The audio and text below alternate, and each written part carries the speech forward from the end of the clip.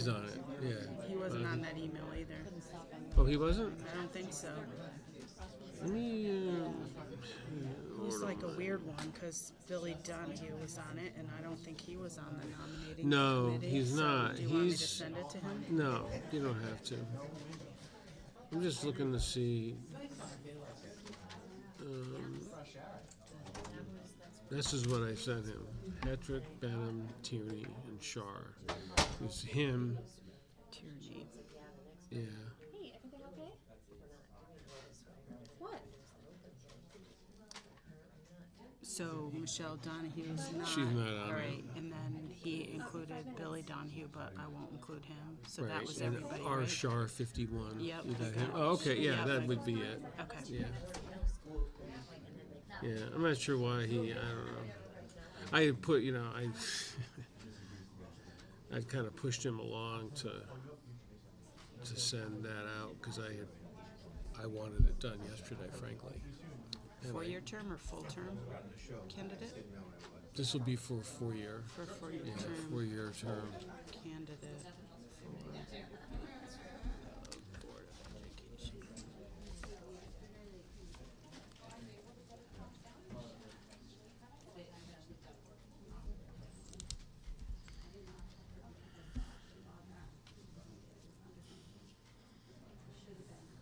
Oh, I didn't include Ryan. He was on that. That's And all right. Mike Hernandez was on here too. Oh, But I I don't know don't why think- he wasn't on the original I sent either. I'm not sure why he. It's not. It only was necessary for the nominating Yeah. committee. Okay. I think it's really just a formality as long as. Excuse me.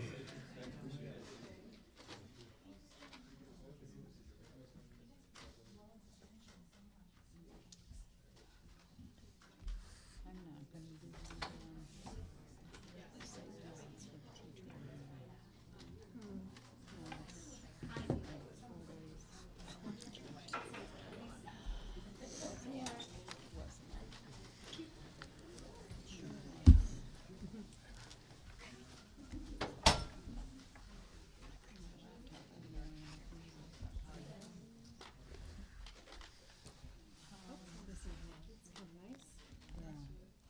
change of pace.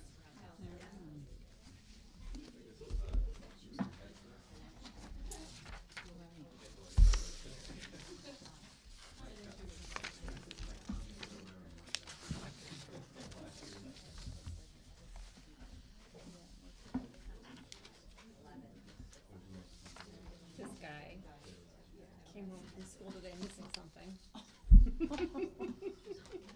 Toothless.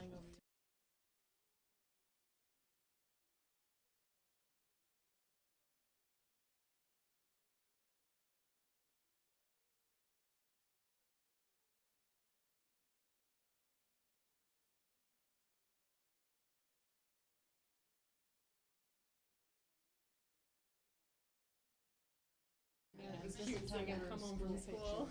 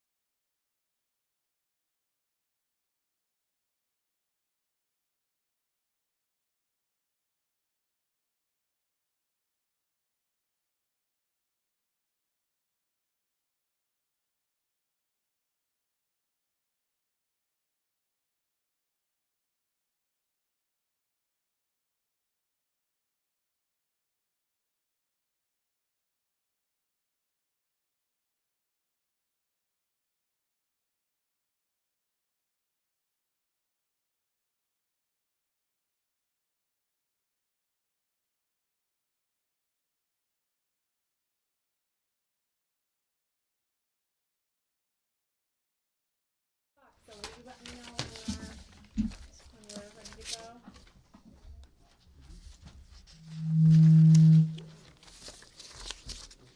That'll wake you up.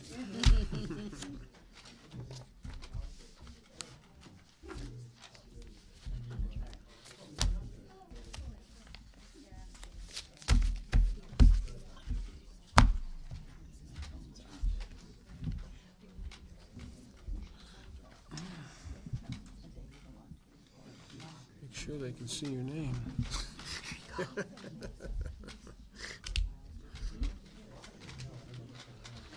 Okay, all right, it's 7 o'clock, so I'm gonna call us to order and invite everyone to join us for the Pledge of Allegiance. Allegiance to the flag of the United States of America and to the republic for which it stands, one nation, under God, indivisible, with liberty and justice for all.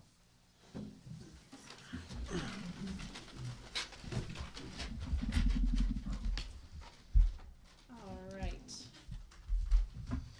Thank you all for joining us this evening. It's nice to have a full house. This is great. Is there a motion to approve tonight's agenda? I'll make a motion.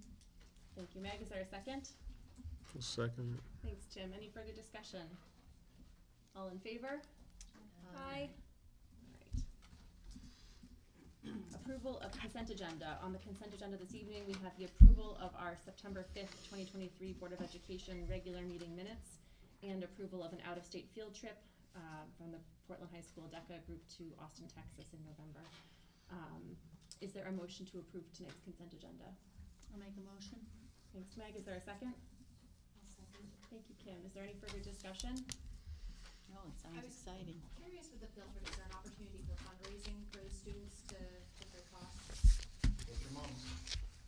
That's right. That's right. Moms say. Do we perceive that that would in any way be a barrier for folks attending, $800 to $1,000 per person? I think it will help defray some of the costs. So it definitely won't cover the full cost. I think it depends on the household, right? They're beautiful. What's the deadline? Dave, I think you have the mom flyer. Isn't that it right there in front of you? No. You can help. I got it. I know that's one of the big things. I've bought them in the past, they're beautiful. Yeah, they are. Okay. All right. Any further discussion? All in favor? Aye. Thank you. Audience of citizens. Do we have anybody either with us in person or online who wishes to address the board this evening? Hi, you can join us at the podium. And if you just state your name and address for the record. Thank you. You know the drill. Hi, I'm Diane Lopez, 22 Old Paris Road in Portland.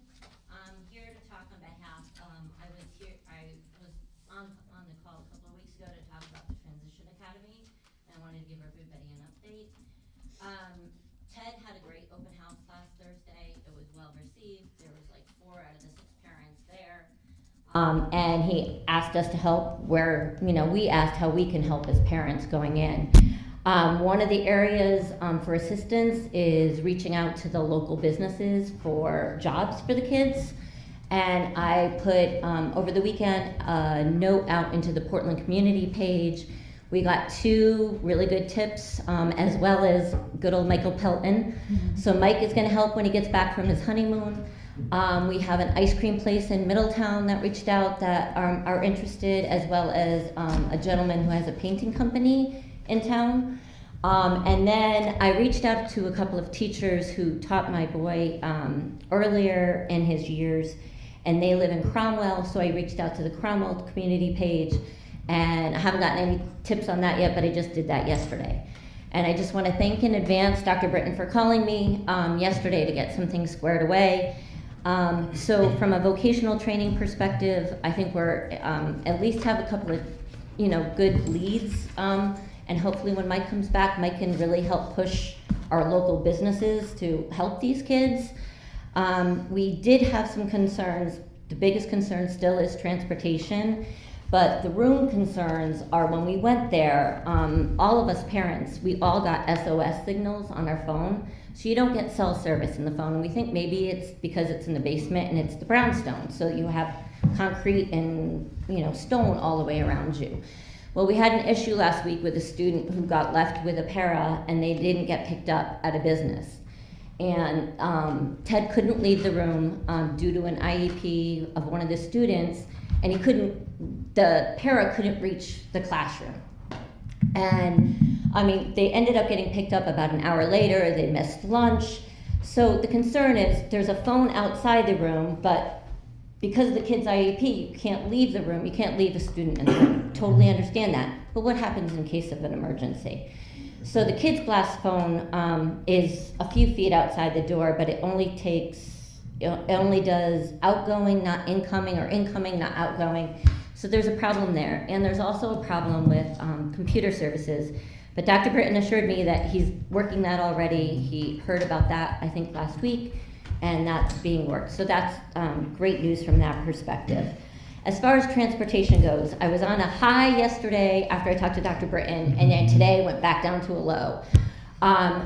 My son gets very anxious waiting for a bus, and I get a call from one of the parents because we have a phone tree of, hey, the bus is here, it's on its way to pick up your child. And they called me saying, the bus is here early. I'm like, what do you mean the bus is here early? Did we miss it? Like, Camus literally sits by the door waiting for the bus. 9:05 comes, 9:10 comes, 9:20 comes. I called the bus company. There was a delay in the preschool, totally understand, but we got no communication that the buses were late. And Camus is literally, is the bus coming, Mom? They're anxious. They want to be on the bus. 9:25, the bus comes. Apologies, great, we understood, but no communication back to the parents on transportation, so we can make our child feel better that the bus will be coming, don't worry about it. Because these are kids with special needs, and they really get anxious when they don't know what's coming or what's not coming. So to wrap up, my last and final concern is my son is supposed to have an hour and a half of speech every week, and to date, this has not happened. And it's on his IEP, and in all honesty, I think that's against the law. So as far as I know, I didn't touch base with the teacher today, but as of late last week, no services have been given to Camus at this time. So any help you guys could give us would be greatly appreciated. Thanks. Thank you, Diane. Is there anyone else here who would like to address the board at this point? Is there anyone online who wishes to address the board at this point? Nothing at the moment. Thank you. All right. We're going to move on to our Portland Public Schools Spotlight. And we're lucky this evening we have 2 spotlights. This evening we're going to recognize first the Spring 2023 State Champions, Dr. Britton. Great, I would like to introduce Mr. Cardona here. Yeah. Why don't you come up and introduce the coaches and the athletes, and we have some outstanding athletes with us this evening. Thank you very much for the opportunity to come and recognize these athletes who have represented Portland so well in the spring. All our student athletes work very hard to represent. These athletes have been able to achieve success when it really mattered in the springtime at state tournament competition to achieve championships, and one of them even made it to New England. So I would like the coaches who know the athletes, and I would also like to recognize the coaches for the efforts and the time that they have put in to allow these athletes to succeed. So I'd like to start off with our third consecutive 6 out of the last 7 Division III state championship golf team with Coach Joe Santaveneer, who will introduce the team and say a few words.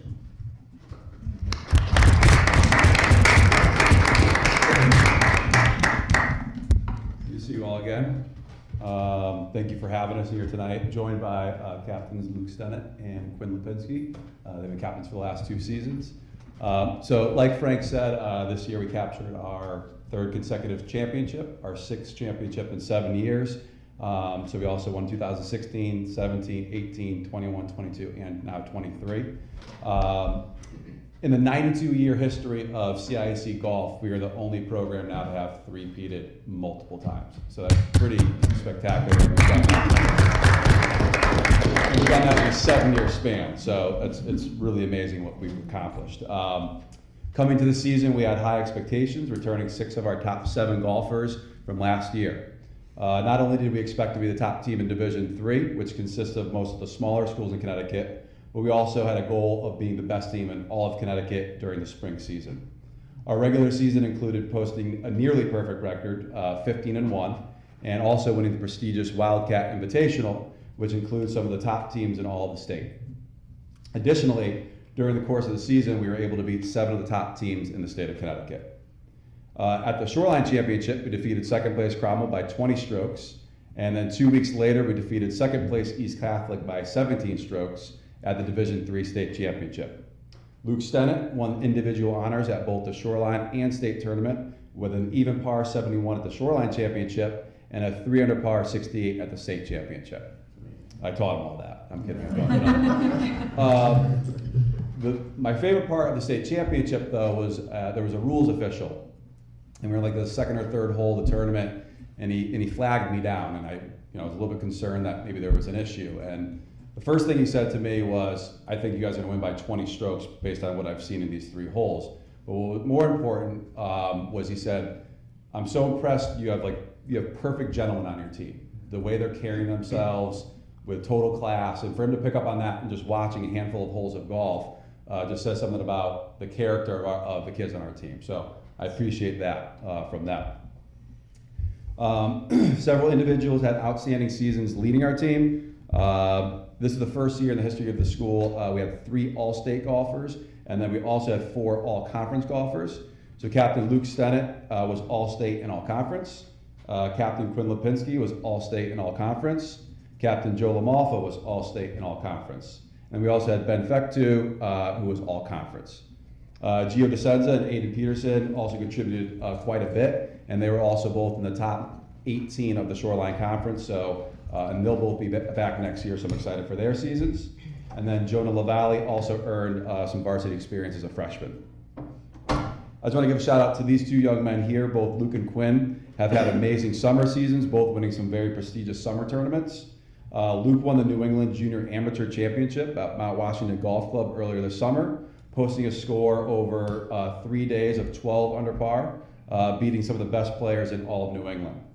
Additionally, last week he won the Granite State Junior Tournament, shooting an 8 under 64. After being down 5 shots, he came back and won that tournament in a playoff.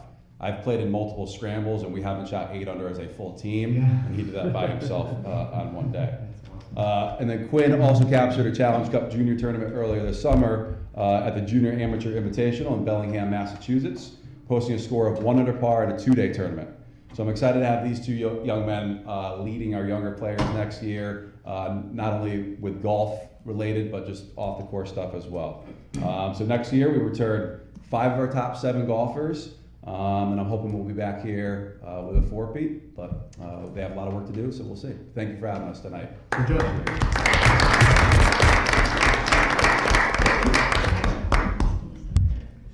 Besides our golf team, we also had some outstanding track athletes achieve some great milestones. And for me personally, I think track athletes I have never been that motivated my own. I needed teammates to help me in goal and stuff. So I've always been very impressed by the cross country and the track athletes who are able to do that on their own. And we have Coach Isha Murphy to speak about our outstanding track athletes from the spring.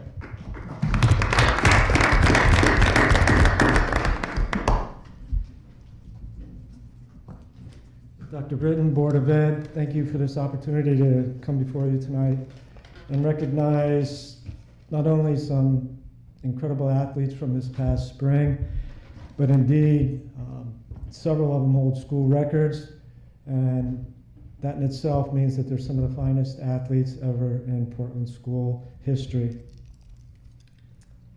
This past spring, track and field recognized 3 athletes who were all-state champions. Megan McPhee won the 800-meter run in 2 minutes 21.08 seconds. That's just several seconds off the current school record. She improved to 2 minutes 20 seconds at the State Open Championships, which brings the Class S, M, double L schools together. She placed 12th in the State Open. Lily Tabione was victorious in the 1600-meter run with a time of 5 minutes and 19 seconds.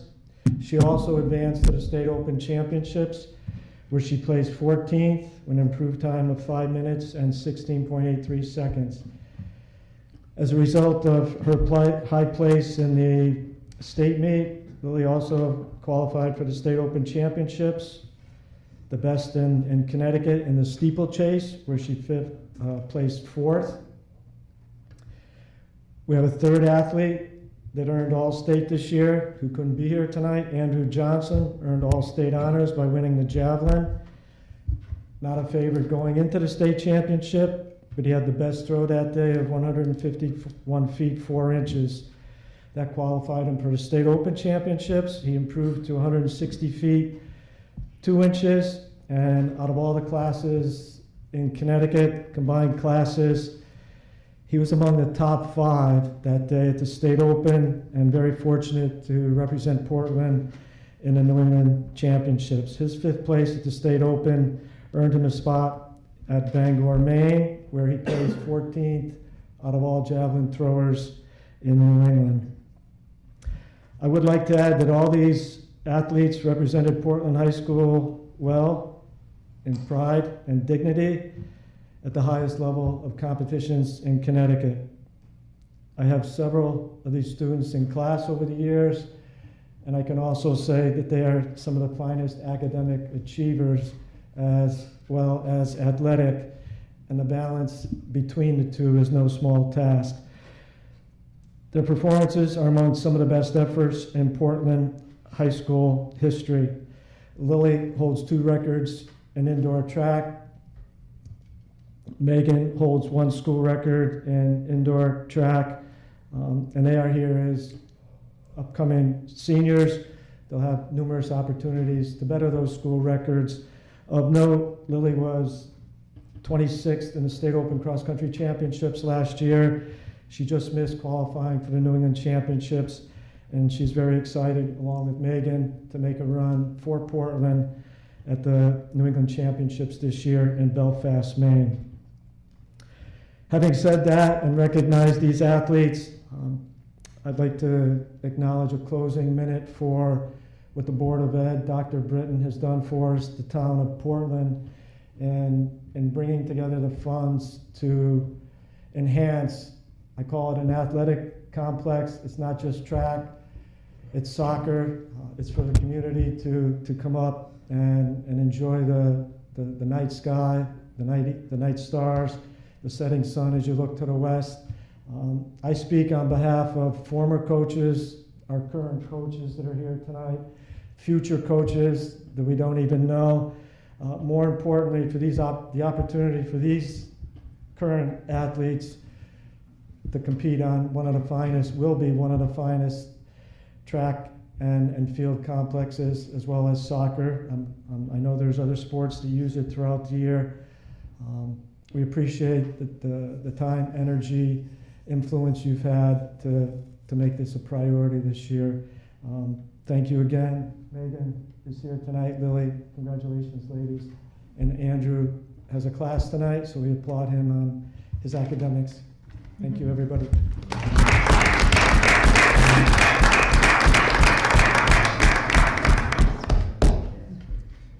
Can we just, there's one group that we didn't thank, and I see them here tonight, and if you see me checking my phone, it's because my son is in a soccer game right now. Sheen is playing law in the Shoreline. I'm getting texts through the scores. So parents, I know how proud you must be, and I can only imagine how much you enjoy watching your children compete and the joy that brings your family. You've done a wonderful job with them. You didn't get a shout out tonight, so I want to make sure we recognize all the hard work that you've poured into your kids. You've done exemplary work, so congratulations to you too. Thank you. Can we ask our athletes to stand up and just have one final round of applause for you all? Yeah. Be recognized. Thank you.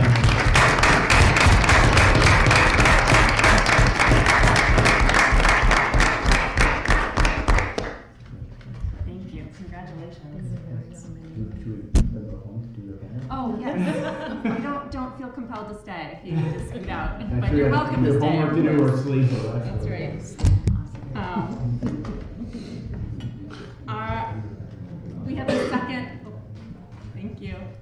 We have a second group that we're recognizing tonight with our school spotlight. We have folks here from Valley View to talk about our kindergarten town program. Good evening. Thank you for having us. And we're going to have a slideshow up there and some video. So just you can direct your attention over there for a moment. We're here to present one of the beloved traditions at Valley View, known as Town. It's been here for ages, well before me and many of you. So we have two terrific teachers here that are going to tell you a little bit about it. We have Maureen Garcia and Corinne Scarano.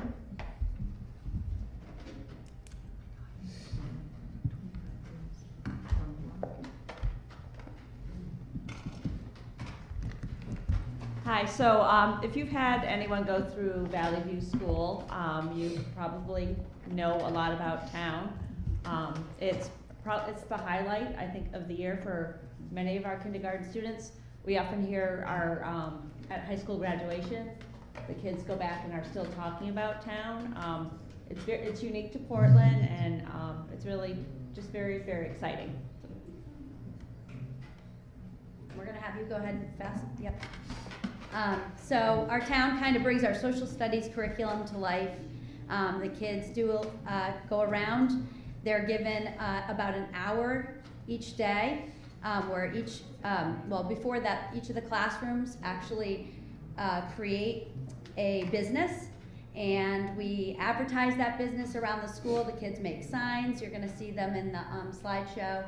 And for an hour when we start the week of town, they're able to go around the classrooms, they get some money, and they can spend their money in any of the businesses around the school that they want. So they get to go freely on their own.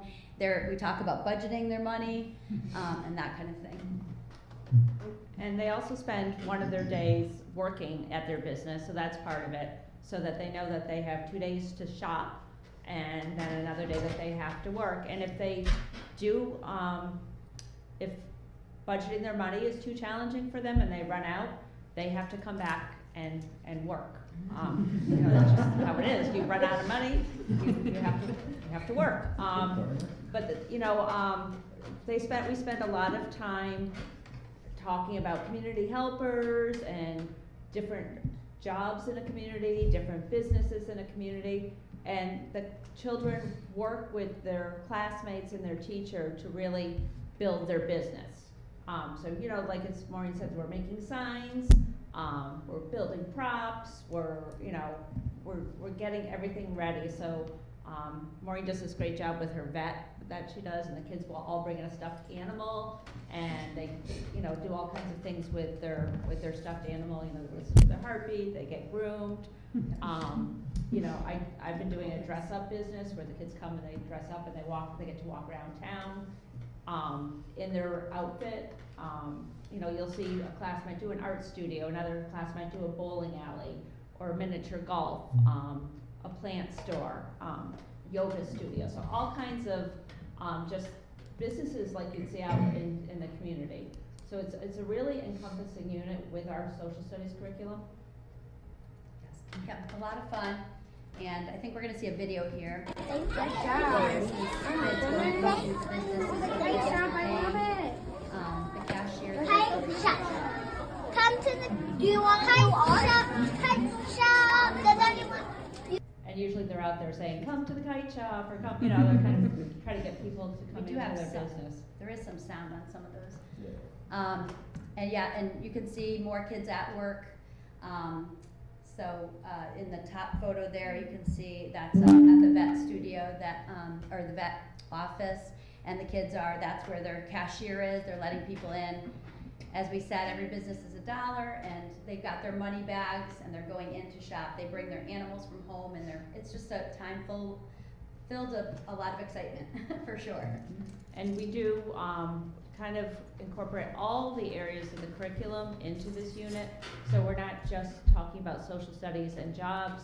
You know, we're also incorporating it into our math lessons and into our reading lessons. We're reading books about community helpers. In writing, we're writing about community helpers.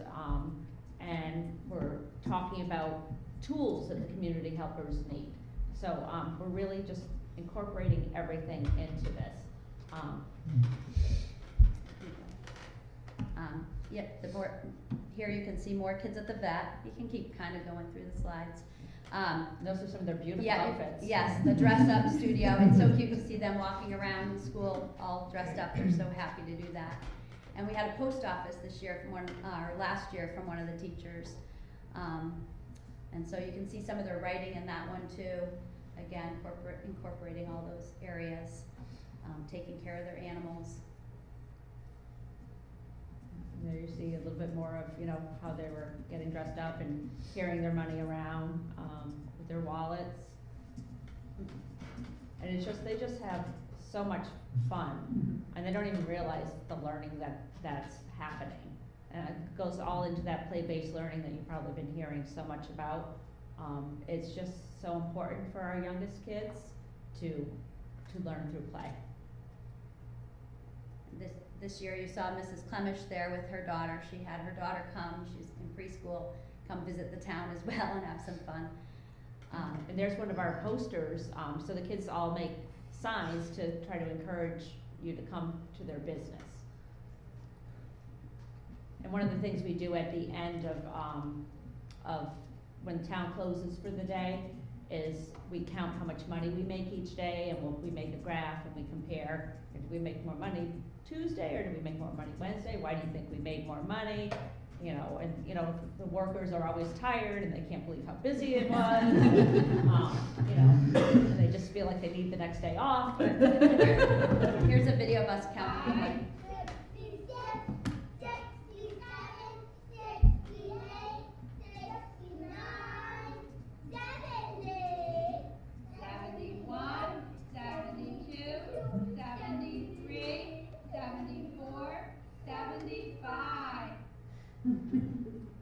5.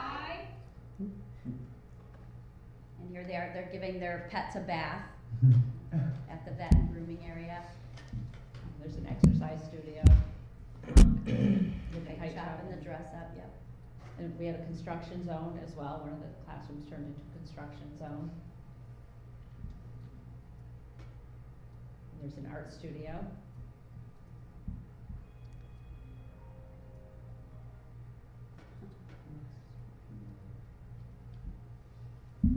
We had a hot lake because my pet crocodile bit him. Babies today. Big day for that pet. There's also a railroad station. The kids had set up chairs like a train. Yep. And they bought tickets and it's really beautiful to see their imaginations come to life, and you know, like you saw with that little boy, how it's just a time for their imaginations to just take off. So, if you get to ride a train, you also get to play with like a little electric train. Wow. Like little train toys. Excellent. I'm gonna come in and check it out. Ooh, the train didn't leave the track yet, did it? Wow.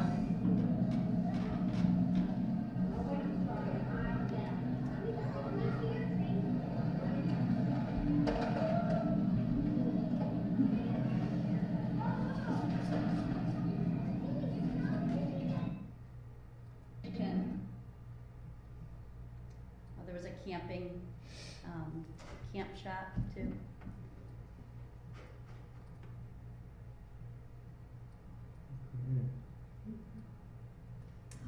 Lots of fun, bright smiles. This is at the exercise.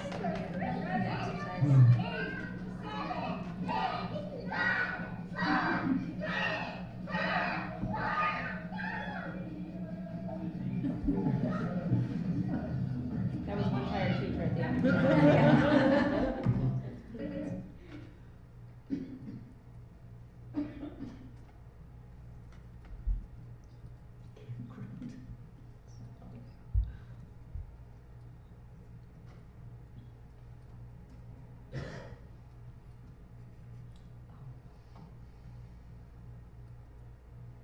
Some more counting.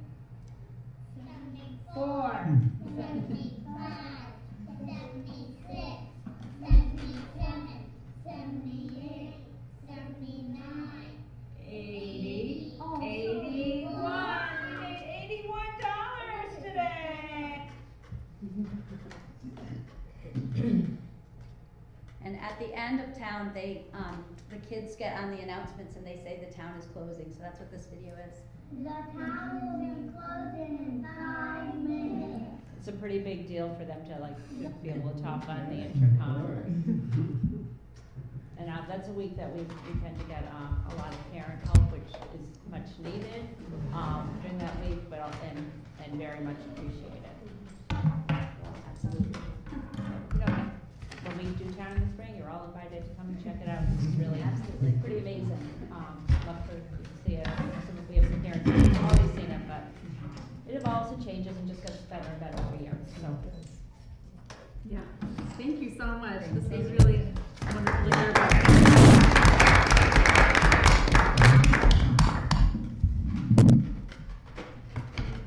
All right, that was fun. Up next on our agenda, we have our student representative report, and Dr. Britton is going to introduce us to our brand new student rep. So I have some bad news and some good news. Bad news is Dorothy emailed me right before I came tonight, and she's resigned. So she's a senior this year, and I think she's stretched a little thin, so she felt like it would be important for her to step back to focus on some other things that I think she's involved in just about everything. So we wish her well. I'm gonna, on behalf of the board, I'll let her know how much we appreciate her service over the years. Good news is that I'm really excited to introduce you to Liam. So Liam, I met with this past week. He is part of the Student Senate, and he raised his hand and expressed interest, and Student Senate considered his application and recommended him to me. I think he's going to be a wonderful addition to our board. Liam, why don't you take a minute, introduce yourself, and then I know you have your report for us this evening. Hello, I'm Liam Rowe. I am a sophomore at PHS, and I'm here to represent the Student Senate and furthermore the entire school of PHS. Welcome. And we do have one other student who I'm going to be interviewing this week, so I think Liam will have a partner, I think, for our next meeting. So welcome, Liam. We're really happy to have you. Yeah, I'm also relieved to hear that. Liam, would you like to share your report with us? Yeah. Over the past few weeks, we have, or a few weeks ago, after Labor Day weekend, we had our first Spirit Week. We had a good amount of participation, and the Spirit Days included Tacky Tourist Day, where we had to dress up like the Tacky Tourist, you know, camera, floral shirt, khaki shorts. Then we had Adam Sandler Day, a lot of baggy clothes, and of course the tradition, red and black to end out the week. It was a huge success with a lot of participation. Spirit Week ended with a pep rally. At the pep rally, fall athletes were acknowledged. Additionally, the student body honored Mr. Tucker as Educator of the Year and the many successes of the PHS golf team and Coach Santaveneer.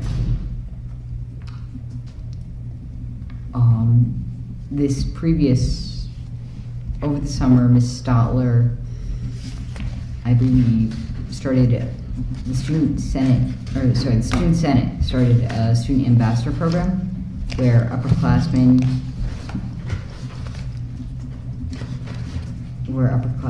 attended the August 23rd freshman orientation to PHS in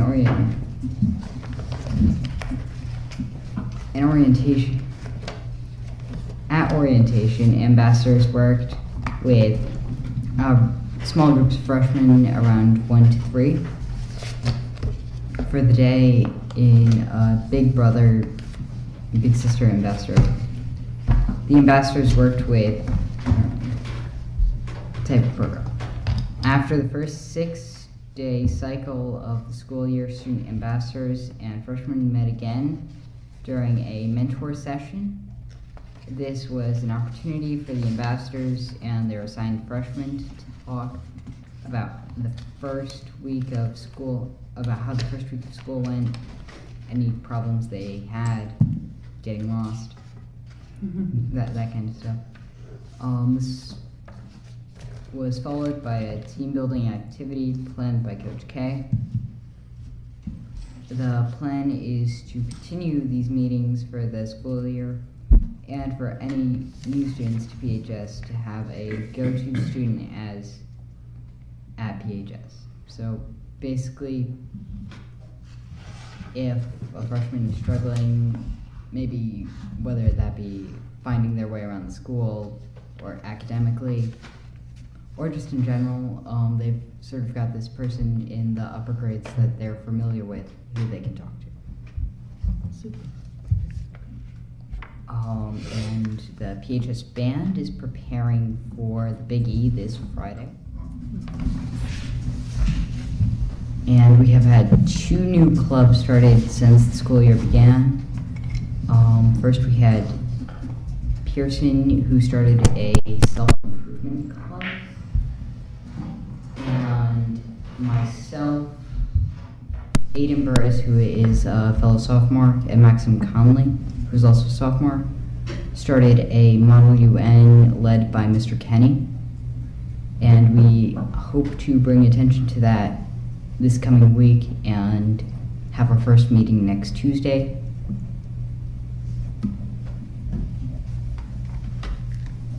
And we've also had our fall sports have gone well, with our soccer teams doing incredible this season so far, and our cross-country team with boys coming in second at the Highlander Invitational and fifth at the Blue Dragon Invitational in,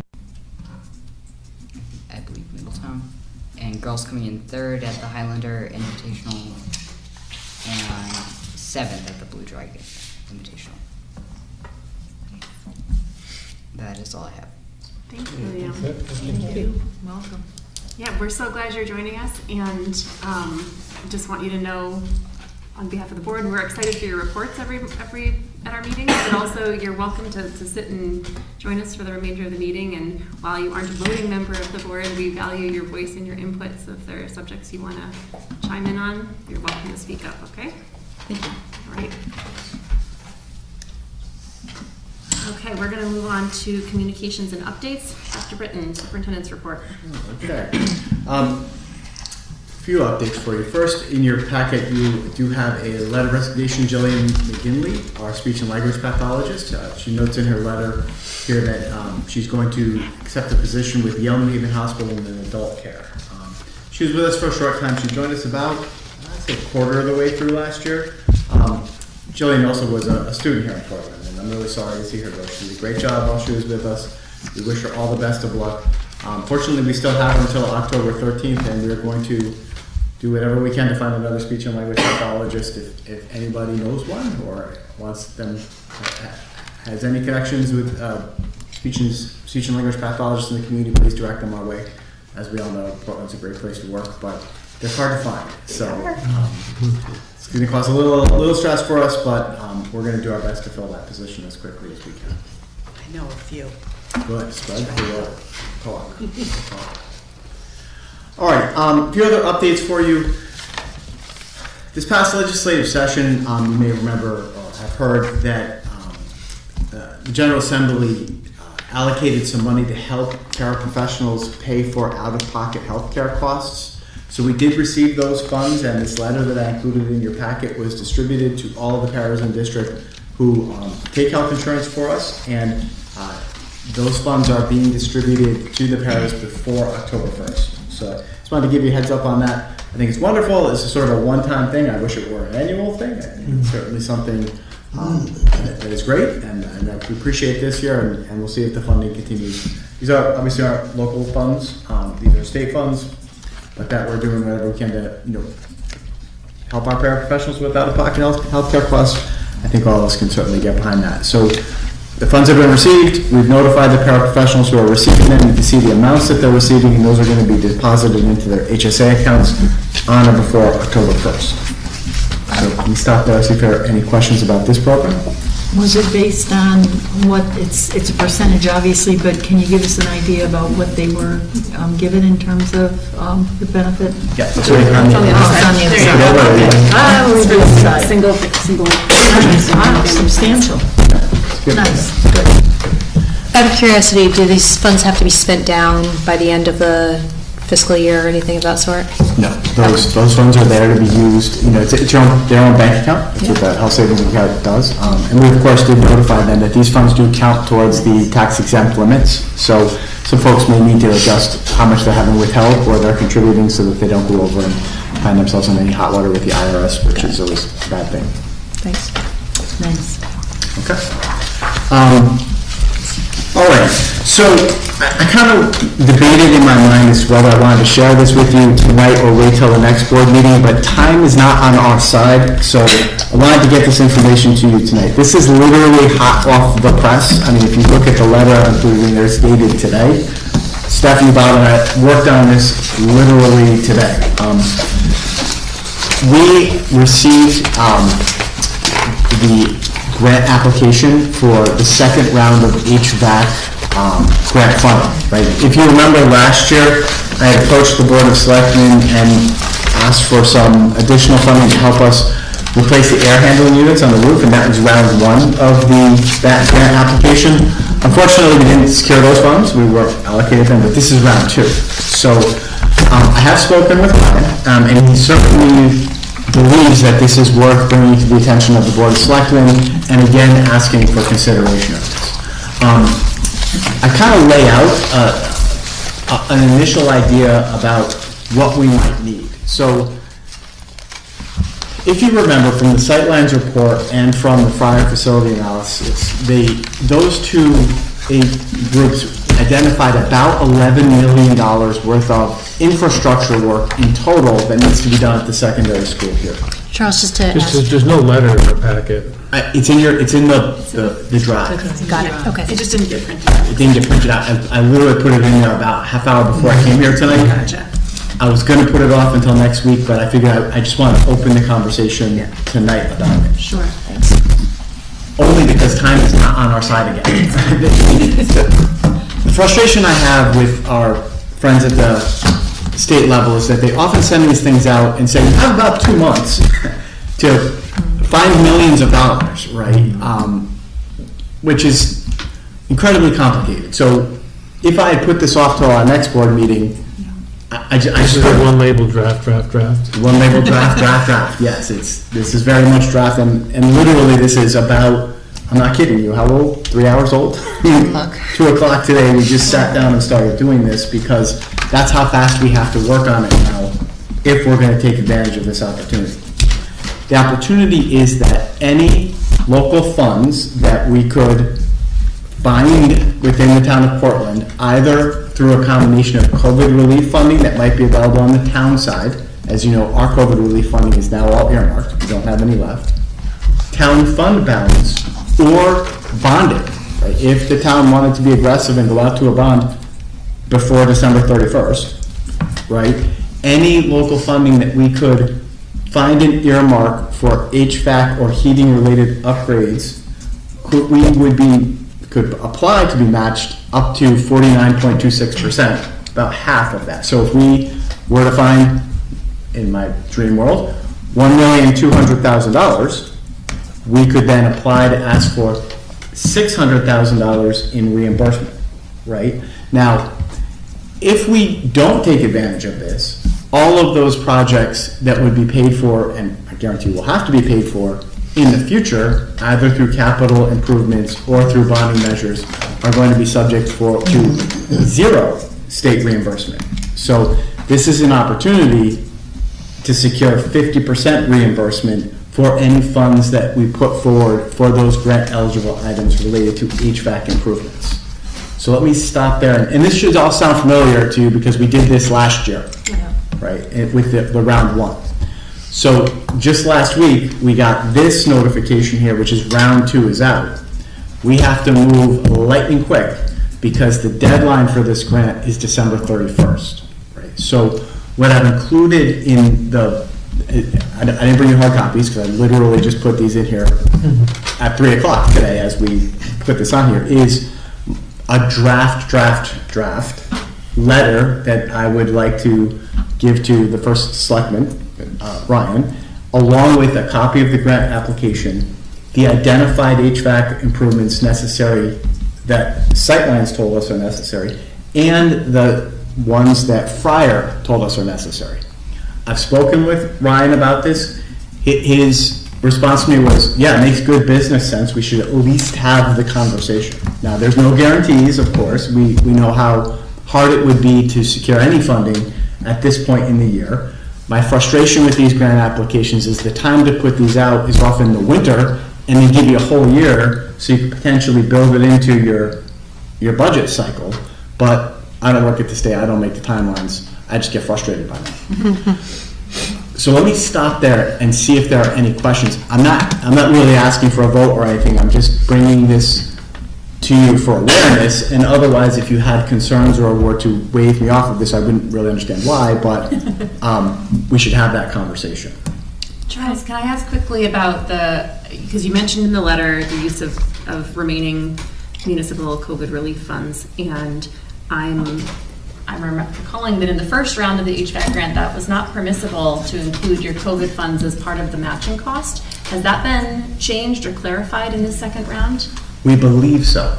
Okay. So there was a statute last year. So if you may rephrase what Laurel said. Last year, when we did have $200,000 in COVID relief funds, we couldn't say that $200,000 is our matching half, right? That $200,000 would have come off the top of the total cost. When we heard that, a lot of superintendents and Board of Education cried foul and said, that stinks, that's not fair, why can't we do that? But that was the rule at the time. We believe a statute was passed last year to say that you can use, this time around, any remaining COVID relief funds. It doesn't come off the top, but goes towards your 50%. We believe that to be the case. Next week, they're having the grant webinar, and we're going to ask that question. But right now, we believe that any COVID relief funding available on the town side that the town would earmark for this could be used as the town's 50% share that would be then eligible for the matching grant funds. That's good to know. Yeah. I have two questions. You said reimbursement, so do we actually need the cash up front and then we're reimbursed? Yes, that's the hard part. Okay. So we know we have here at the secondary school about $2 million. It's $1.8 million, okay, worth of identified air handling units, boilers, chillers, work that needs to be done. It would be amazing, and I think a really wise investment, if the town could come up with $1.2 million, we could get $600,000 back. 1.2 plus 6 would be 1.8. We could do it all.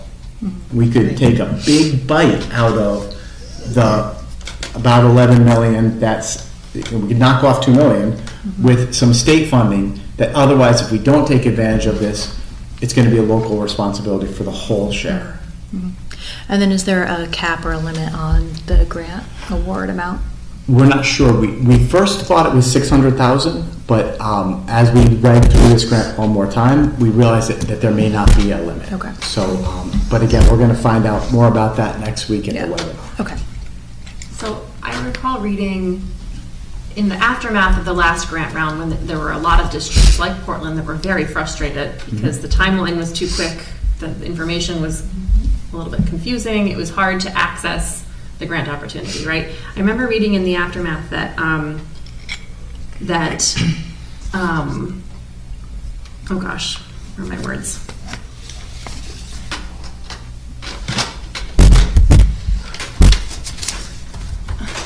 It is 100% gone. Well, it's okay. Let me come back to it. I'm going to find it. Multiple things here. First of all, how much does the town have left in COVID funds? That's an excellent question. I don't know the answer to it, and I think that it might be because they're still waiting for some bids to come in. There might be none, or there might be some.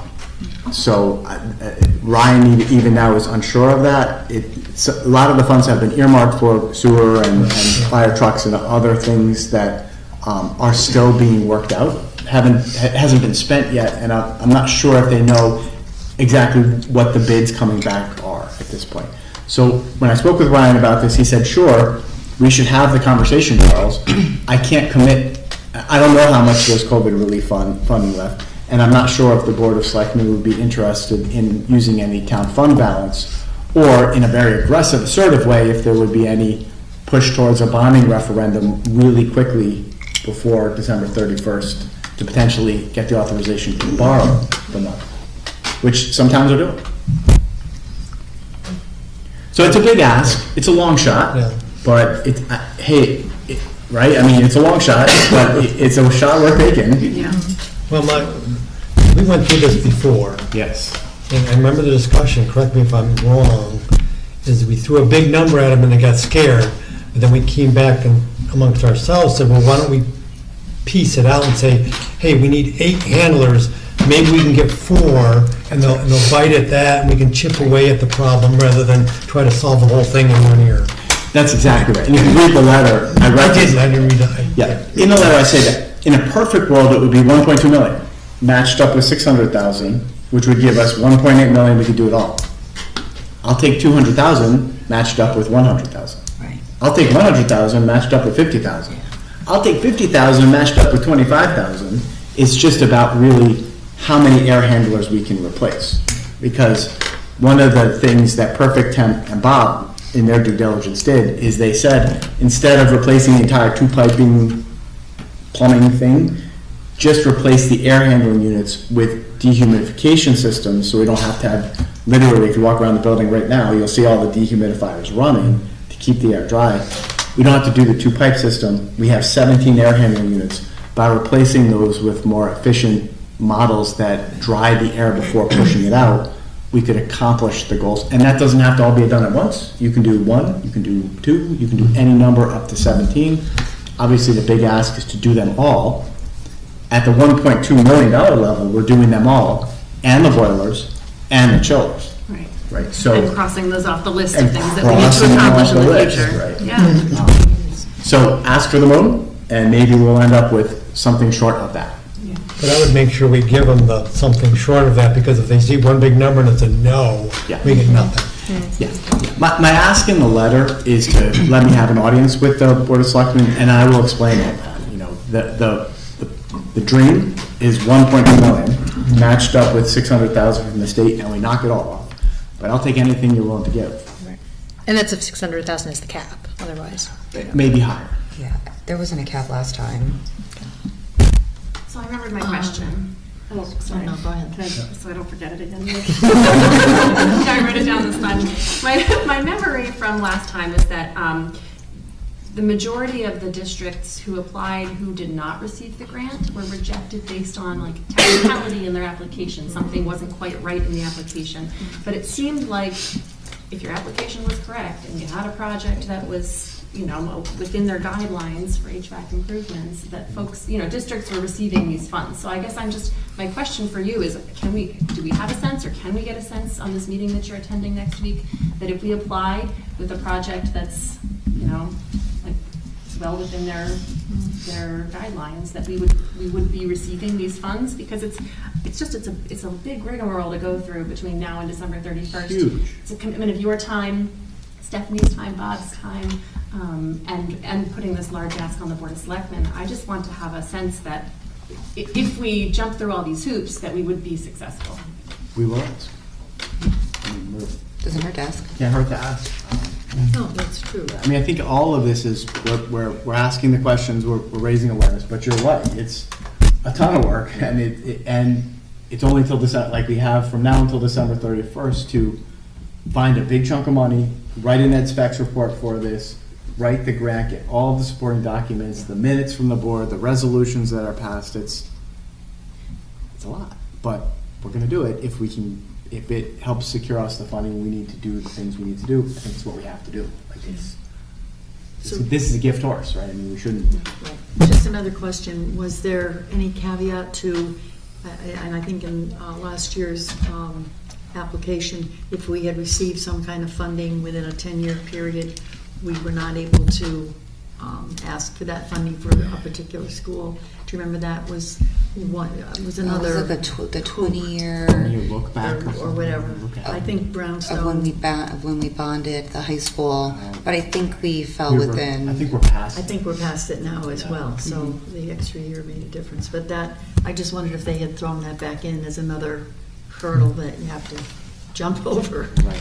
I don't remember. Okay. I didn't see that. see it but in we- the package. Oh, good. All right, great. We can ask. All right.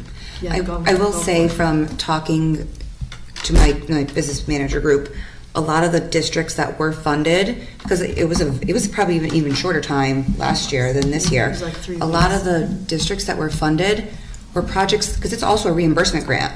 They were projects that already happened. They had everything done. They were just putting in for the reimbursement. So this one is the same one. We can look back to back to as far as 2020. We obviously haven't done anything, but that's where a lot of the funding went.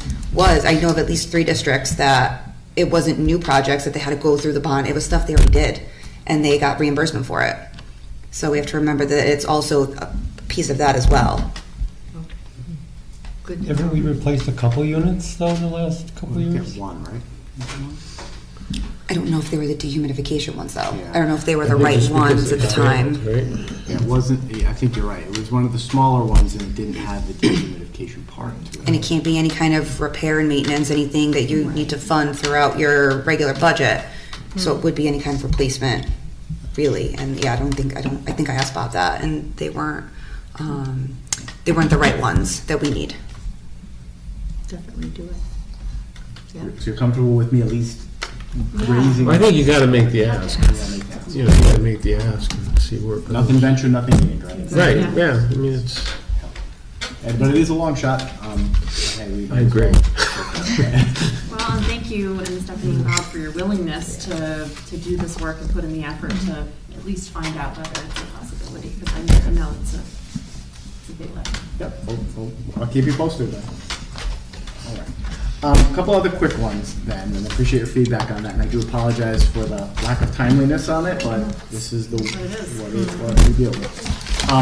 I did include in your packet, I thought you'd be interested, this is more an FYI. I have a copy of the State Board of Education's draft 5-year plan.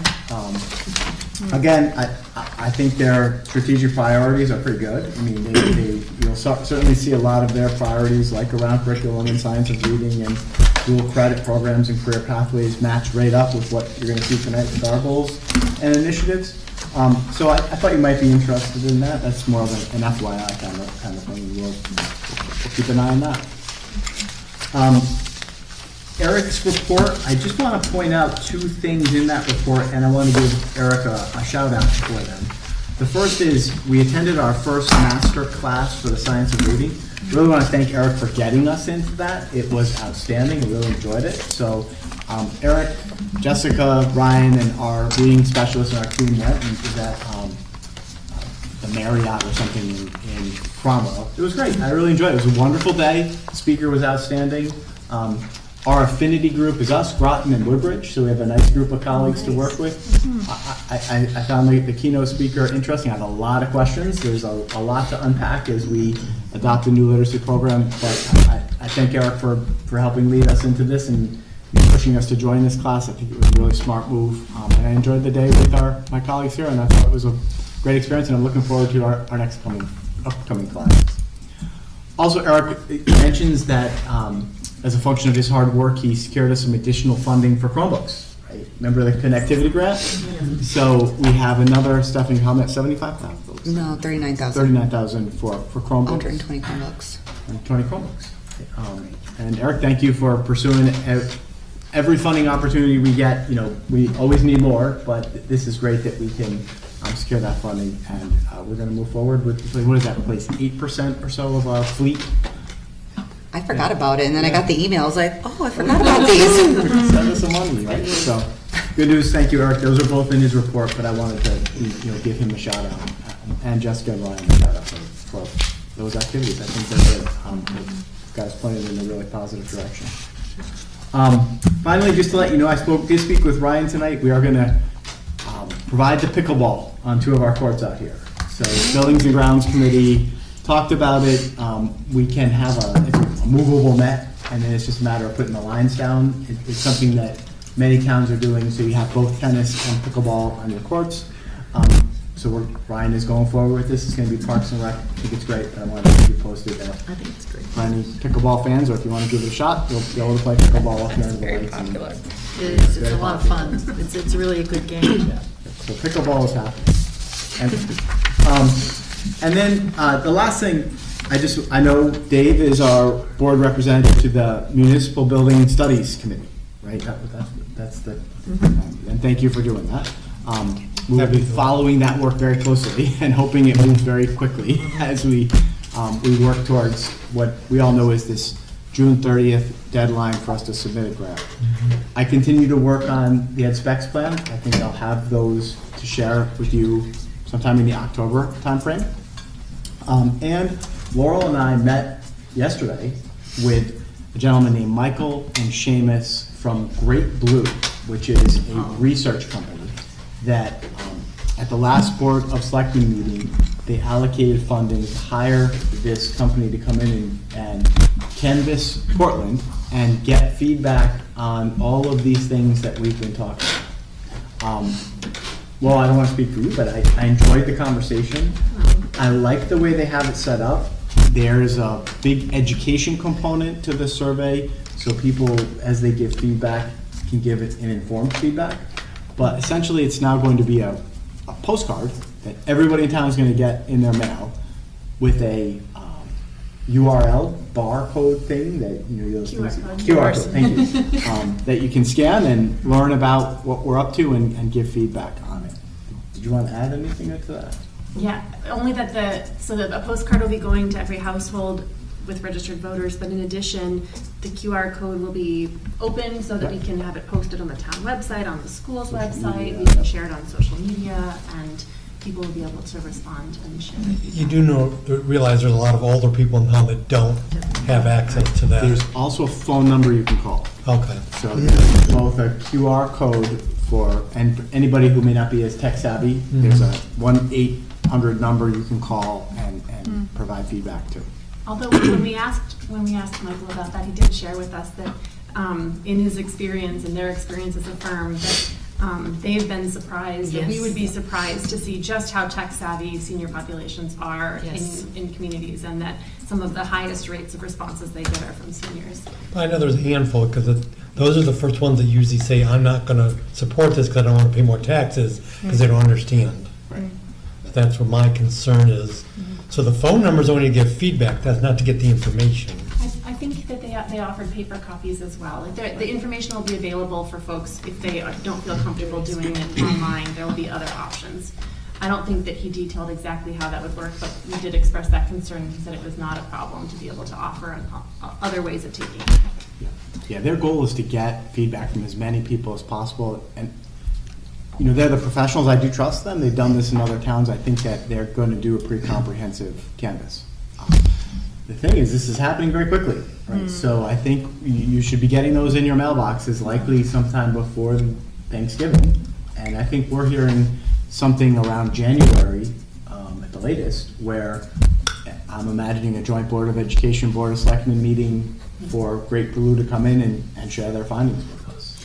Is this more like a focus group kind of survey, or is this a survey? Individual survey. It's an individual survey. Yeah. Can we see if the library can assist seniors who may not have, because they do tech training through the public library. Maybe just let the librarians know that that might be a resource for people who don't have computers at home or don't know what to do with a QR code. Just as another way to, especially, I think it's a great idea. Yeah. So I guess in short, I'm optimistic, right? I mean, the Municipal Studies Committee meeting hasn't met yet, but will be shortly, I imagine. Dave, I'm not sure if you've been approached with dates or times. Not yet. We have this survey going. I let Ryan know, and he said the rest of the committee hasn't been appointed yet. They're still working out the nuance of how they get experts to fill the rest of the seats. So I imagine they'll be in touch at some point. So I continue to feel like the wind's at our back, right? Things are moving ahead, and I'm working on the ed specs plan. This survey is happening. The Municipal Studies Committee is doing its thing. Away we go. I have a thought/suggestion that just popped in my head. And if this company can do it, or we can do it internally, is people that respond, can we link them to who voted in the last election or referendum, if we have data that back there? Because it'd be interesting to see who's interested, who's going to vote, because a lot of people are going to respond and they never go to the polls and vote. You know, because you realize that our best election, we get, X thousands, and we've a lot more people in town. So it'd be just interesting. I don't know that they're gonna gather specific data on people because I think Oh, there's it's a gonna little be bit of anonymous. anonymity. You gotta protect people's It's gonna be anonymous. privacy. But I mean, it's certainly worth asking, Michael. Could you include a question about because the first chunk of the survey you described is going to be about gathering kind of easy information from folks. How long have you lived in town? What's your age range? Do you have children in the schools? Do you not have children in the schools? Just kind of general information about folks, and maybe they could ask a question about. Have you voted in municipal elections, or I don't know. Do you typically vote? Do you plan to vote in the upcoming municipal election? Maybe that's a question that they would consider posing. We can float it. They might have a reason why not to include that, but we could ask about it. Yeah, and if nothing else, I think that one of the fringe benefits of this is that education piece. We are very much going to raise awareness in the town of Portland about the needs of our facilities. Yep. No, I think it's good. That was a lot. That's all I have. All right, thank you, Charles. Stephanie, walk us through your financial reports. I apologize, I wasn't here for the first meeting. It was my kid's first day of school. So in the packet is both the end of year report from last year as well as the first one for the school year. I try to keep you guys apprised of everything that's going on throughout the year. So most of the stuff in the quarterly financial report shouldn't be much of a surprise.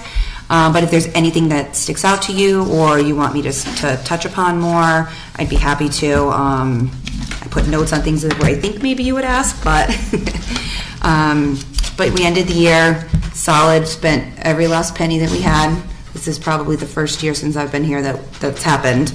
But also still having to go into, like we talked about, IDEA, additional ARP ESSER funds, but we made it happen. We made it work. I was curious why I think we've only got 12.5% of purchased professional technical services available. Are you looking at the one that says ending June 30 or September? It's to date.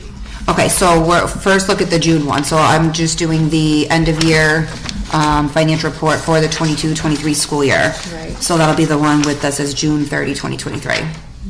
Oh, okay. So we're not to the next one We're not yet? the next one yet. Got it, thanks. So anything on last year's information? And Stephanie, this has all been submitted to the state and now. Yep, I mean, we still have to go through our audit, but everything's been submitted. I have to make one adjustment. It was just on a coding thing that, you find out at the end when you get a trending analysis. But they reopened it in November to make any, small adjustments that you need. And it was just the way I coded a student versus how student services coded them. And it was just an easy fix. Hey, Steph. On the equipment repair and rental, I see a pretty big benefit there. Did we cut back on something purposeful, or did it just work out that way? So we ended up using a lot of Fund 11. Not a lot, but we took advantage of the last 2 years of being able to transfer in $100,000. So we had a very hefty fund balance there. So after talking to Bob, we moved a lot of the projects to Fund 11 that were Fund 11 eligible, and did them out of there to save some money on this side. Yeah, we froze, don't forget. So when we froze everything, part of what we were doing is saying, we haven't froze Fund 11.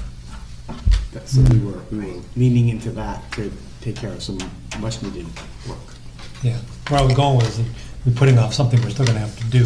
Right, yeah, and they were larger, because obviously in Fund 11, you can't do repairs and maintenance out of it. It's, the larger projects, where if these projects came up and we didn't have the money, we'd have to figure out how to pay for it out of LEA, so that's why it's nice to have Fund 11. So it's nothing, we still kept up on our PM that we need. Everything is still up to par with what we need to move on. And obviously we're still doing the perfect temps. We were doing the heating, the HVAC. That's where most of the money went to. Electrical work. Obviously that stuff can't be stopped. But usually a lot of the expenses, when there's funding, it's to fund projects to do. And we just happened to use Fund 11 this year for that.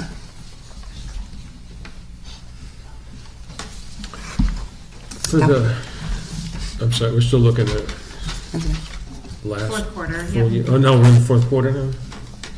We're in 2022, 2023, fourth quarter report. We'll move to the 2023, to the new year momentarily, unless there are, did you have a question about the old one? I do not. About last year? I got ahead of myself. I'm looking at the next report. I think, you know, we've all. Get us all cats out of the bag. So. Were there any more questions about the fourth quarter report, Stephanie? I know we've been over this so many times with the budget deficit, so I think a lot of those overages were anticipated. They were. All right. Thank you, Stephanie. Will you remind me timeline-wise in our calendar year when you'll be bringing us the fourth quarter transfers? That happens in December, so we have to have the audit first. Okay. And then we do that then. Gotcha, thank you. All right, if there are no more questions about the fourth quarter report, let's look at the 2023 financial report. Sarah, you had a question? Yeah, I was curious about the, is it purchase professional technical services, BOE? Is that 330? Why is that so low at this point in the year? So a lot of the budgeted amounts in purchase services are our contracts. Okay. So our ESS subcontracts, and we encumber all those funds up front. So that's $208,000 right there. Okay. All of our preventative maintenance for Perfect Temp, that's probably $60,000 right there with all that. So it's most encumbrances happen in the beginning of the year for those kind of accounts, as opposed to other accounts where you'll see where there's still a lot left because it happens towards the end of the year. Got it. Okay, thanks. I just had a question. Looking ahead now, we've lost our speech language person. We'll need to provide services. So I know that was a very expensive thing. Mm-hmm. Which item does that come out of? 300 purchase services. Which one again? 30030. So right now we have encumbered for OT, PT, and a small portion of speech that was supposed to cover a portion that Jillian couldn't do. So now, if we can't find a speech person, or in the interim, you know, that account will change if we have to contract out for those services again. We will also retain some savings in the salary line. Mm-hmm. We could always grab if we had. That what you just pointed out is the reason why we came in about $100,000 over in that line last year. Well, yeah. That was a big factor. Yeah. I'm sure that's a stressor. Sorry to bring it up. We have till October 13th, and we're going to stay positive. Stacy's going to find us somebody. She's got a mission now on the way out the door. There's certain positions that just it's more beneficial to have as a position versus contracted, but then there's others where it makes more sense to contract than to have a position. That is one that we want a position. Yeah. If my daughter wasn't perfectly happy at her job, then. Like I said, it's still early in the year. I haven't even, all the POs haven't been put in yet. So it's still kind of hard to get an idea of where we're at, you know, in regards to the whole picture. But hopefully maybe by October, once we encumber everything, I should be able to see how we're gonna do. Are there any questions, any additional questions for Stephanie about this report? And I hope you still find it. I think it's great. This report here, so you can see the drawdowns. Very helpful. Yeah. It really is very helpful. We appreciate it. I know I appreciate it. Absolutely. Thank you, Stephanie. All right, if there are no more questions for Stephanie, then we will move on to our Director of Film Instruction and Technology, Eric, here to join us at the podium. Good evening, everyone. I feel like Carl stole my thunder a little bit. Pretend we didn't hear it. I am going to speak a little bit to some of the things that they highlighted. I want to start by saying, Liam, it can be really nerve-wracking to address this board. I'm a few years in and I still get nervous tonight, so thank you. So you guys have my report tonight. The format is a little bit different. I know you appreciated last year's change in format where I was aligning my monthly report to board goals. You're hopefully voting to take action on board goals tonight. I'll be up at the podium a little bit to discuss that next before we turn it over to our I think we're not taking action until next month. Oh, you're not taking action. You'll be hearing about it. But we're hearing about it, so we're excited. So once you take action, you'll see my regular format come in. But the format, I have put this in, short of the goals themselves, aligns to the pillars that we're going to be presenting within the TACO framework. And we've developed specific goal language around those pillars that you'll see tonight. So under T for talent management and development, I'll just reference what I wrote about our opening day convocation and PD schedules. They helped us to have an incredibly successful start to the school year. Our convocation this year, I told Charles, I thought he did a phenomenal job, Laurel. I thought your remarks set a perfect tone for teachers. It was the first convocation since I've been here that the word COVID was not mentioned. And it just felt like a weight was lifted. I think everyone came back really energized, and we didn't have that specter of the pandemic hanging over us. And long may that continue. I think one of the less glittery aspects of our opening day PD was that we sat our certified staff in the room and made them do asynchronous power school training. Asynchronous harkens back to COVID. I wish that word would go away. It wasn't glamorous, but it was critical, and it helped our teachers learn really important opening day procedures through Power School that were necessary to help us open safely. The reality is if the internet was unplugged or shut off or we lost access to Power School, we just revert to taking things like attendance on paper. But we had Power School at our disposal, and through the training, our teachers were really able to utilize that software with confidence from the beginning of the school year. I'll next move on to educator evaluation and support. So I included the final state guidelines that districts will use to redesign their models of educator evaluation and support that were just released last Thursday. So we had been provided previously draft guidelines that were nowhere near as polished looking as that final document with the blue and orange cover page. But by and large, the final guidelines have not changed much from the draft guidelines that we were provided in the spring. I just want to give you guys a scope of the challenge that lies ahead and the opportunity. We see it as an opportunity, but it is a major challenge for districts. So the current model of educator evaluation we operate under dates back to 2014. At that time, if you remember, states were under a call from the federal government really ramping up accountability for teachers, and many states went the way of using standardized test scores to hold teachers accountable. Some states even went as far as awarding merit pay to teachers based on student performance, or in some cases withholding or limiting teacher pay based on standardized test scores. We're fortunate to live in a state like Connecticut that said we're not going to do that. And at the time, Connecticut also realized that this call to teacher accountability was new. We had educator evaluation systems prior to this, but they were light. They offered a lot of flexibility. And as federal guidelines around teacher accountability changed, we suddenly had to strengthen those plans. So in 2014, the state developed a model called the SEED model. And for many districts, especially smaller districts like Portland, who didn't have the bandwidth at the time to suddenly develop an educator evaluation plan meeting new guidelines from scratch, the SEED model was a blessing. And so we took it. Our current model is the state-adopted, state-developed SEED model dating back to 2014. It's far from a perfect system. It's gotten us this far, but almost since inception, there's been the thought that we could have and should have done better. Now, we give the state of Connecticut grace because they were operating under very tight time frames at the time, and they came up with a plan that has worked well enough to date. New guidelines have been released, and with those new guidelines has been the decision from the state that they will not be developing a state model for districts to adopt. So, with these new guidelines, it poses a massive challenge to small districts like Portland, and that through our PDEC committee, we have to design something from scratch. And the interesting part about this is we love local control in the state of Connecticut, but you could effectively be looking at close to 200 different districts with 200 different ways of evaluating teachers.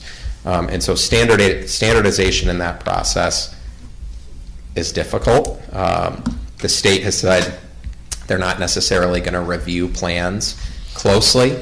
They're really leaving local control as the means to redesign educator evaluation. That being said, we also see it as an opportunity, right? We are not building an instructional culture in Portland. We have an instructional culture. We have a long-standing instructional culture. We have a vision of the graduate that is really taking off in our district, and we see this as an opportunity to marry educator support and growth plans. I want to kind of table that word evaluation, which is judgment heavy. So support and growth plans to our vision of the graduate, such that if these are the outcomes we desire for teachers, then how are we developing our educators in alignment with these outcomes such that classroom instruction delivers students here? And so instead of having a disparate vision of a graduate and educator evaluation and support system as it's termed now, we have a real opportunity to bring those two things into close concert. Under that idea, I'm convening PDEC tomorrow. We will be meeting monthly and developing a plan to redesign in staged phases our educator support and growth plan moving forward. We will start with certified teaching staff, as that's most imperative. Administrator evaluation will follow. The state has not finalized new guidelines for administrator evaluation. Those are coming. And we also recognize a need to strengthen our paraprofessional support and growth plans. We have a process. It's a little bit bare bones. Just as the state is elevating the prestige of the paraprofessional position, and for good reason, we depend on them so much here in doing things like providing some financial incentives for paraprofessionals to work and to continue working in the field. We want to make sure that we're giving our paraprofessionals the growth and support they need locally to be successful in those positions. And we've already started doing that through a course of professional development that totals a minimum of 18 hours a year and professional learning opportunities for paraprofessionals. That's the minimum state mandate. In reality, importantly, we provide our paraprofessionals about 25 hours a year of professional learning as part of their position. So I just want you to kind of understand the scope of both the challenge, but also of the opportunity that we're being presented with through these guidelines and the chance to develop a locally designed system. Let me pause there. Any questions on the support and growth model or the guidelines? I have a quick question, Eric. Just that Meg and I were at a meeting last week, 2 weeks ago, whenever it was, at the Cape, and it came up in the conversation. They were talking about what was happening at the state with educator evaluations and what we can anticipate looking forward. And it came up that that there should be there should be accountability in terms of the administration bringing back to the board kind of a summary of annually of what the process was for educator evaluations and sort of what the outcomes were. And so I guess I'm just mentioning it to you as you're meeting with PDEC and kind of rethinking what this process would be. If you could take that into account, that's not something that I can remember in my time on the board that we've done in a regular kind of way, and that's something we probably should be aiming for an annual kind of reporting back to the board of how the process went and throughout the year. And yeah, absolutely. So once that sweet day where our new plan is finished, absolutely. And know that I agree wholeheartedly. Throughout the design process, we're going to start educating and informing you about the plan so that when we present the results of that plan yearly on the back end, and I love that idea, you'll have context to understand those results. So it's actually in our policy a requirement that superintendents report to the board on the evaluations of teachers on an annual basis. So right now, and this is one of probably the biggest fault of the current evaluation system, is that it slaps a label on a teacher, one of 4 potential labels. You're either exemplary, proficient, developing, or below standard. We want a less judgmental process. This isn't about judgments, it's about support. The way that boards receive that information is through a report that Charles is required to provide the state each year with how many teachers fit into each category. So it's a really kind of minimal requirement for informing the board. I love the idea just in a local cultural context of the boards, one of the board's primary responsibilities is to support teachers. Through our plan, our teachers should be advocating for and receiving the types of support that they need, and the board is here to support that, right? So it's key that you're informed, you're in the loop, and that you're empowered to support our teachers in the ways that they're advocating for themselves and that our plan requires in a positive sense. Yeah, that's great. Thank you. Looking forward to more positive feedback rather than negative. Absolutely. Well, any feedback. Yeah. So when that PDAC group meets, who is functionally at that table? So at the table is myself. We have representatives from every bargaining unit. We have from our certified staff bargaining unit, from our paraprofessional bargaining unit. It doesn't involve secretary evaluation, so we don't, or our custodial staff. But from every affected So unit. when you say, like, it's a member of that bargaining unit, or it's the leader of that bargaining unit? It's a member, so we don't necessarily require the union president, or the teachers union president, for example. They can name a designee. And to go beyond that, aside from just having one representative, there's a staff, at least one staff member from every school building. Okay, so I think at current In makeup, addition to, or it may be the somehow same that person. group is- It okay, yeah. may be the same person. So we might have someone, it's open membership onto the committee. Right now, the committee is about 12 people. And of those 12, it's 3 administrators, myself included, 2 paraprofessionals, and 7 certified staff members. And those certified staff members are representing their bargaining unit and their buildings. And I think the addition of the paras is new to that PDAC. It That is. now part of the legislation for the teacher evaluation. Correct. Which I think is great. The legislation doesn't require board member representation. If the board is interested in attending another committee meeting, just know that being at the committee is not the means by which you will receive a peek into the design at regular intervals. Like, I will be bringing the plan as it evolves before the board for your feedback at critical intervals. That sounds great, Eric. Thank And if you ever feel underinformed, just ask, okay? And I'm happy to make sure that you don't feel that way. And who are the other administrators besides you? Mike Searson and Kate Lawson, thank you. Okay. There's so many committees, I can't keep track, but the meetings are scheduled and everyone comes. And I'll get a better sense. This is, just so you know, this is an expanded PDEC committee because of the charge that's in front of us.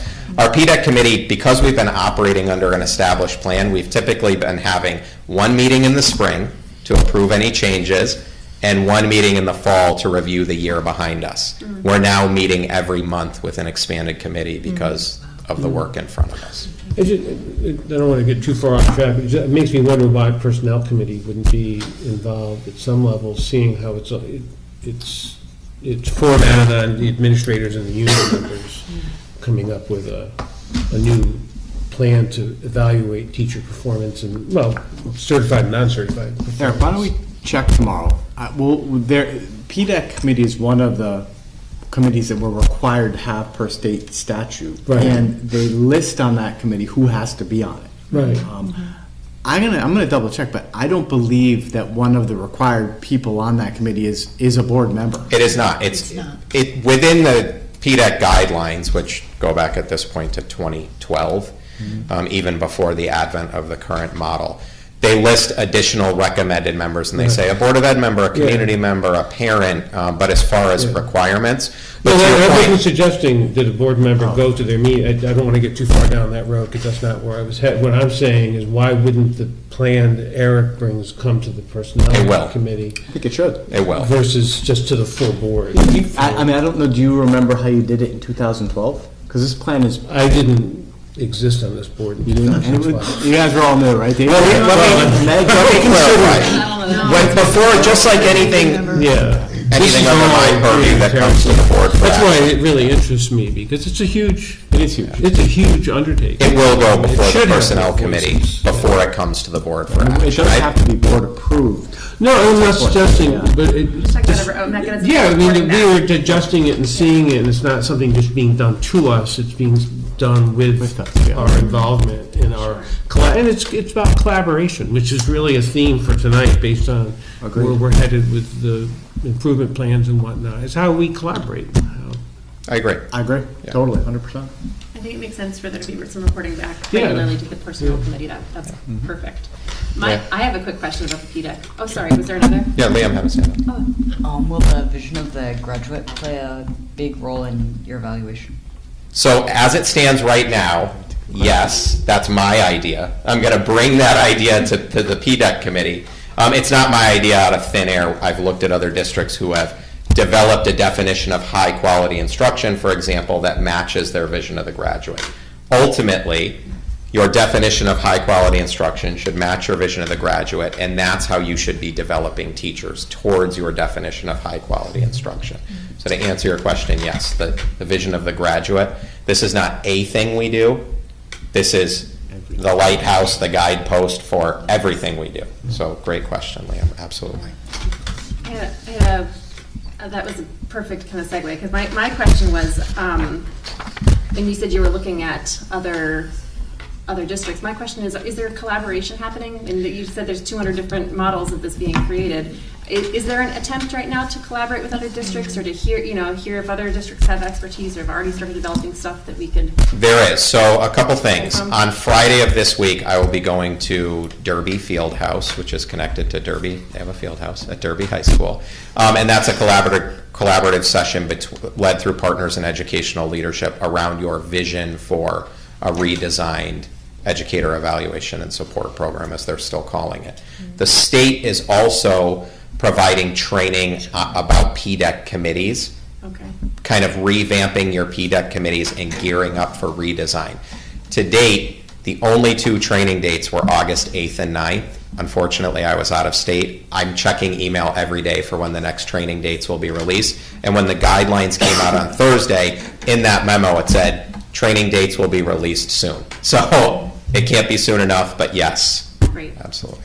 And one other quick question, just as you're thinking about this, I'm curious whether I think your PDEC committee has already met, maybe, or you're about to meet. Is the approach going to be to kind of throw away what we've had and start fresh with an idea of what's our ideal? Or are you starting with what we have and saying, how can we tweak this and fix this and make this work for us? So a little bit of both. The guidelines carry over some of the procedural components of our current plan. So for example, under our current plan, every teacher has an assigned evaluator, right? That's going to carry over, obviously. Everything done to a teacher through evaluation and support has to be through mutual agreement between the teacher and the evaluator. Where there is not mutual agreement, there's a dispute resolution process. That will be carried over. Every teacher has to have a goal-setting conference, a mid-year conference, an end-of-year conference. That'll be carried over.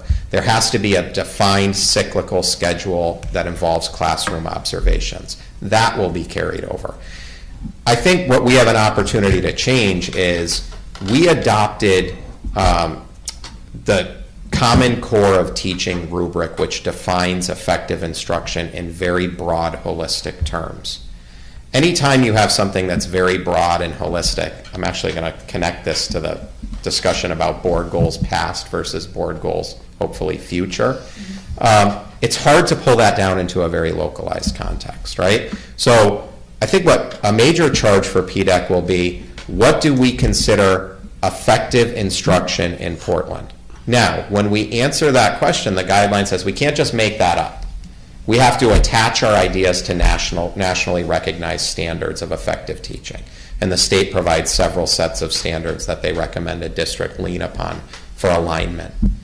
But what we're saying is, if we're going to develop a definition of high quality instruction that directly aligns to our vision of the graduate, it will align to our vision of the graduate and it will align to national standards. We won't use national standards as broad indicators of educational effectiveness that could be miles away from our vision of the graduate, and we're trying to kind of make our way through that muddy middle ground. I think we want a system that's more explicitly connected local and nationally aligned. Thank you. You're welcome. So obviously much more to come. I think you will be hearing from me every month about where we are with our progress towards a redesigned plan. One of the challenges right now is that the legislation says you need to enact a redesigned plan effective next year. That is not a lot of time. Just so you know, that the SEED model, which was state developed, had partnership from UConn, NEAG, that model took about 3.5 years to develop at the state level. So when we talk about local capacity, we may be able to implement a system next year that we continue to build upon or enhance over the couple of years, after that. All right, just a couple quick other updates. Curriculum release days I noted here. I just, again, that model does cost us sub-coverage when we release teachers for curriculum writing. There is no better professional learning than curriculum writing. It forces teachers back into their standards. It forces teachers to think about instruction and assessment very deeply within their content area. It gives us an opportunity within each content area to specifically pull the vision of the graduate in. So I just want the board to be aware. We do incur increased sub-costs through that model, but it helps us advance our curriculum with efficiency in ways that a summer curriculum writing model could never do. You don't have an effective curriculum writing model when a content area comes up for revision every 5 years, because at that point you're not revising, you're rewriting. And the challenges of summer curriculum writing are there are many teachers who rightfully choose not to work during the summer. During the school year, when we have curriculum release days, it's all hands on deck all the time. The level of investment is there, and teachers appreciate the opportunity to do it on the clock because it is a core job responsibility. It's reflected in board policy and in the teacher contract as a critical professional responsibility. And so I thank the board for supporting that model, including the expense. K-3 literacy updates. So we're going full bore. If I had to kind of summarize this, we have a 3-tiered approach right now. So we are working towards the adoption, piloting, and implementation of a program. A program is not a curriculum. A program is not a model. A program is not a literacy plan. We are participating in the master class, which has been, through the first plenary session, an incredible experience. I think we're all looking forward to where that is going to go and what it's going to yield. What it will yield for us is a district literacy plan and a model of early literacy that, if the program we choose to adopt disappears, goes away, is debunked, we're not left scrambling for the next answer. We have a plan and a model that becomes our guidepost for either future program selection, auditing current programs, or home-growing curriculum, which we hope to be able to do in the future if state guidelines are relaxed a little bit. So that philosophy, plan, model, program in that order. We're also working to build teacher capacity through ReadCon. So ReadCon is a teacher-centric PD that helps at the classroom level our educators understand what the science of reading is, how it offers an alternative to previously used approaches, and why it represents better potential for young readers, and how they can start to actualize those practices now, even ahead of program implementation. We've got a smaller team of teachers who are participating in ReadCon, and the job of those teachers will be to learn deeply and then to turnkey their learning to staff through PLC and faculty meeting times. Any questions on our K-3 literacy work? I'm curious how teachers are feeling about this transition at this moment. I mean, there's a ton of work happening, clearly, and I know that we're up against the deadline. I'm curious what your sense is of our Valley View and our Gildersleeve teachers. How I wouldn't say there's a blanket approach. I mean, we have a lot of teachers who have invested a lot of blood, sweat, and tears in Teachers College reading and writing workshop. So to have that program debunked feels like a loss for some. For some, it's guilt because they've been teaching a program that accusations of it being disproven or flying around. I think in all of this, Dr. Britton and I agree. When we use the term science of reading, it's not an exact science. There's not hundreds of thousands of clinical trials, right? This is practices that are seen as having better outcomes and the state moving towards that possibility after years of what we might call static literacy achievement. K-3 on state average, where we hover around 55% of students reading on grade level by the end of grade 3. In Portland, we've hovered between 65 and 70% for several years running. Science of reading suggests that 95% of students are capable of learning to read on grade level by the end of grade 3, and they back it up with some statistical research. But education is a science. It's a pseudoscience. It's experimentation, it's trial and error, and the pendulum swings back and forth. That's just reality. So when you ask that question, I think there's a lot of mixed feelings. I think our teachers recognize that we need to make a change. We've been layering on to Teachers College a lot of other programs to fill the gaps of what Teachers College doesn't do. We use programs like Foundations, we use programs like Hegarty. So the idea there is, if you've got something at your core that is your program or is your model, and you're having to layer it with all these other things, then it speaks to major deficiencies in your core model. So we are hoping for a more inclusive program that, number one, helps us capture back some instructional minutes at elementary so we can start to prioritize things like science and social studies, because every one of these Band-Aid fixes to TC increases literacy minutes at the expense of something else. I think you have a lot of teachers just eager to know what is the program, we're working towards that, and what will the professional learning be like. There's a healthy skepticism from teachers that the program will be dropped on them without enough professional learning and they will be told go. That's not our plan, so I'm working to kind of assuage those fears all the time, but we have to put our money, there is a money investment there, in our professional learning time where our mouth is. And that's really what the K-3 Literacy Committee is going to work to design, those pilot and professional learning opportunities as soon as we select a program. And my hope is that we do that in very short order. I think we're very close to doing that. So Eric, I have a question, because I know Readers and Writers Workshop incorporated fiction, nonfiction, social studies, history, all of the above, science, combined a lot of the instructional capacity. Is the science of reading books or programs that we're looking at, Macmillan or whatever, are they also inclusive of that, or are we looking at some of the that information lacking?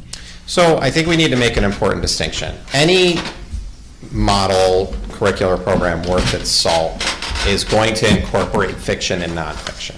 It's going to incorporate social studies texts and science texts, but developing literacy through reading about science is not the same as doing science, right? It's not experimentation, right? There are separate social studies standards that are not about learning how to read.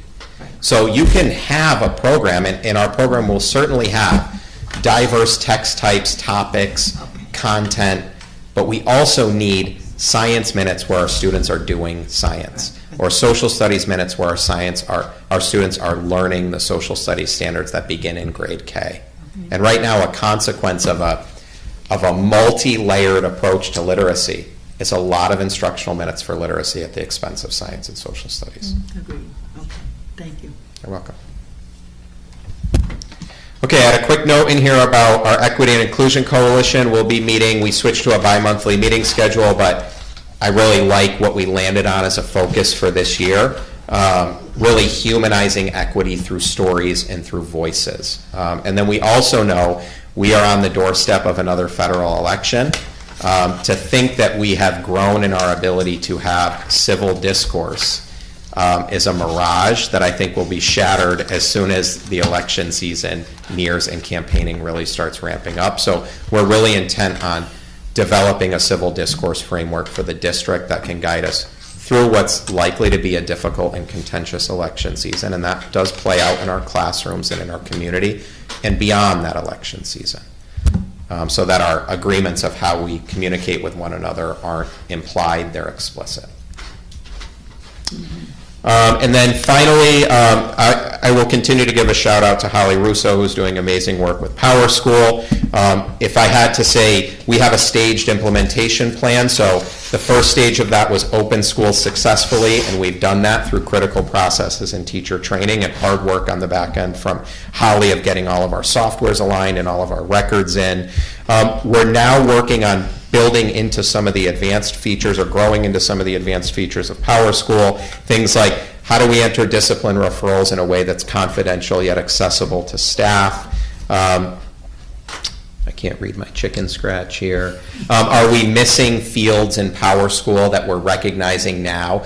You have to go through the user experience sometimes to recognize what you need or what might be missing. None of these are emergencies, but Holly is fixing up things all the time and working with our Power School reps to import a field or to put additional information or make that information accessible to teachers and administrators. And then, of course, making sure that we are on track to have our report cards out to families at the end of our marking terms in each building. Our report cards have to be custom built in Power School. That is a major, major undertaking for Holly. She showed me last week our elementary report cards, which she completely custom built into Power School and look absolutely beautiful and very similar to what our families were familiar with from Aspen. That work is done, and fingers crossed we should be good to go. Unless we're not, and then Holly will be on the case. And then an exciting next development will be to open our parent portal. So our families are used to having access through Aspen to be able to peek in at their child's performance. Power School has a much more robust parent portal, so temporarily our parents have not had access. We are going to be opening up the parent portal in early October, and we have scheduled a parent portal education night for families on October 5th, so they can come in, learn about the parent portal, learn how it's a little bit different and better than what they're used to seeing in Aspen. And while we have them here, update demographic information in Power School that may be outdated, like contact numbers, emails, things of that nature. And then finally, 120 Chromebooks. Yes, we applied for these, I think, 18 months ago. Bureaucracy did its thing, so much so that I won't say I forgot about it, but I think Stephanie's email was, remember those 120 Chromebooks? I was like, oh yeah, I remember those. We got them, so that's fantastic news. I'll just remind the board that since the 21-22 school year, we have about 1,550 Chromebook devices in play in the district. Since 21-22, LEA funding, capital funding, has purchased 525. We had an initial batch of 370 connectivity grant-funded devices delivered, and we're now in line for another 120. That's 1,015 of our 1,550 devices are new since 21-22. That's fantastic. We still have 535 paperweight devices in circulation, so the work continues. It will be part of our budgeting moving forward. If you remember when I stood up here with the replenishment cycle, I said the tsunami's coming in 25-26. Just know that we may try to offset that tsunami by putting some of that into next year's operating budget, with the understanding if we can make it happen, it would be great. But if we have to wait until 25-26, we're still looking at a large number of devices. So the 120 is great. The work we've done to date is great, but this is a constant replenishment cycle, and about every 4 years, these devices go out of warranty. And we've decided that we have the capacity as a district at any one time to have about 500 devices out of warranty where we can service and repair locally. That means we always need about 1,000 devices under warranty. We're there now, but warranties will be expiring soon. Okay. So one of the complaints that I've read about Chromebooks is that the built-in obsolescence of them. There was an article in the Washington Post or something that I read. Is there other computers, other laptops, other tools that we can give kids to use that would have greater serviceability? The problem is we purchased the extended warranty, and you'll be hard-pressed on any device. If you went to Best Buy and bought a new laptop, extended warranties will run 4 years. Right. Anything beyond that will be out of warranty. And let's be honest, they're designed with a limited shelf life because it's an endless profit stream.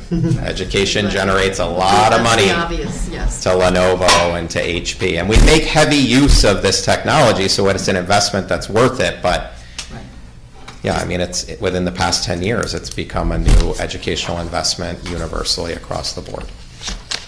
So we hope for more grant funding every day. We're making the most of it as we can. Thank you. Thank you, Eric. Well, can I just interrupt? I was being texted by our high school principal who was reminding us that Liam and our tech folks, 9 o'clock is coming. At that time, you guys are free to go. I know that we want you to get your 8 hours of rest and probably have homework to do. So Liam, I know I mentioned that to you in your interview, but as it starts to get late, you're welcome to stay, but I'm sure you want to get your 8 hours of sleep too. Yeah. So Ms. Lawson did text me that reminder, so she's watching. She's watching. Watching over you. And don't feel you have to stay for the next 10 minutes just to appease me, because I'm going to keep talking. I'm going to talk really fast, though. Remember the speed talker, that guy who did the micro machines? All right, so are we ready? Any other questions about my report before we move on? No, thank you. Okay, so Are we ready to move on to new business? Is that what you're? that's what I'm asking. Fabulous. sorry. Let's move on to new business, and we will review the Valley View, Gildersleeve, and Brownstone school improvement plans. Sure, Eric, let me tee this up and then you're going to talk about it. So, just as a reminder, when we met over the summer, we reviewed a lot of these. You had asked me for two things. Well, asked me for one thing. You asked for the sort of a one-page summary of it, which is included now. And then I had asked you to give the principals some time to meet with their faculty to review the drafts I shared with you in August so that they can have their team leaders and teachers input.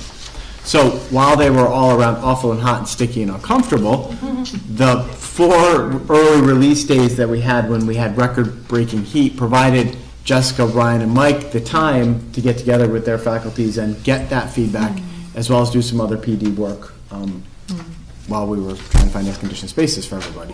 So I figured I would share with you the Valley View, Gildersleeve, and Brownstone ones that now have been vetted by the faculties and the principals, and then next time that work will have been done by the high school, middle school, Dawn and Eric. So I thought I'd break it up over 2, give you the chance to look at, well, you've seen them all, but you saw them in draft form. The ones for Valley View, Gildersleeve, and Brownstone are now ready for primetime form, and of course Eric and the principals here to answer any questions that you might have about them, and we'll have Chuck and Kate here next time to do the other half. And then my hope is that after we get the middle school, high school, Director of Student Services and Director of Curriculum, Instruction, and Technology ones done, we can vote to approve them all at our first meeting in October. Good. Fair enough.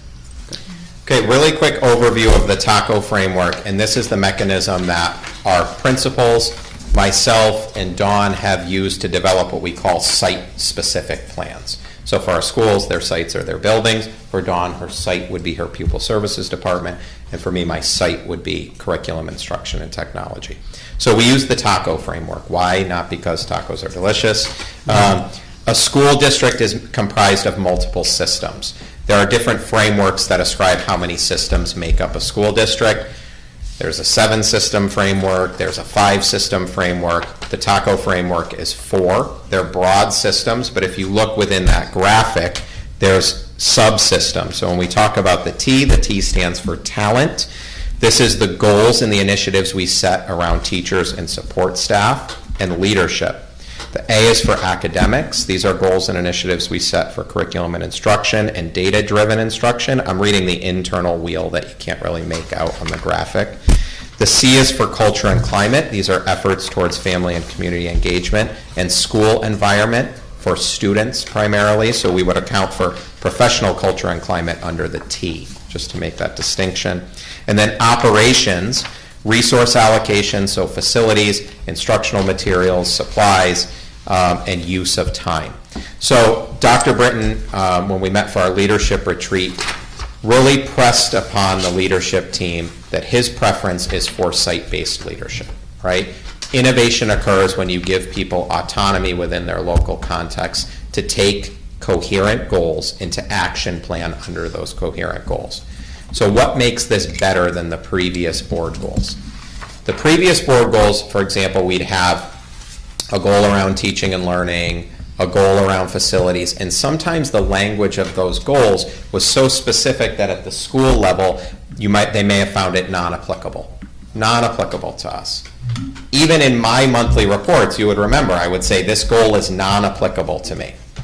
When we think about our school district as systems, talent hits at every level of our organization. There is talent management work to be done at the school level, at the district level, at the superintendent's level, at the board level. Academics, same at every level. Culture and climate at every level. So it allows for site-based leadership. And I'll go one step beyond that. We have 5 buildings and 2 central office departments in this district. When we can align ourselves to shared goal language and then have the autonomy to develop site-specific or context-specific objectives and action steps, that's how we get innovation. That's how we get different sets of ideas and possibilities in alignment or in service to the same goals. So if Jessica sets under talent something meaningful at Valley View in that moment, in that time, it gives ideas to every other entity in the district. That, to me, is the reward of site-based leadership, and that's why this is a powerful framework.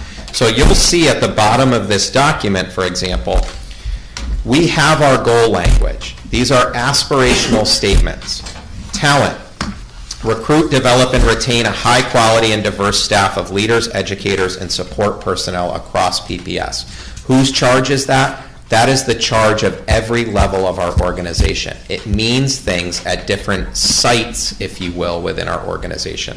And on the right side, these are all the related areas for site-specific planning that a leader may choose from to frame their objectives and work with their people to develop their action steps, right? It's not any one thing. It's a number of things that would fit under that talent goal of recruiting and retaining an exceptional teaching staff. Exceptional educational staff. Our academics goal, advance achievement for each and every Portland Public Schools student while reducing gaps in achievement between subgroups.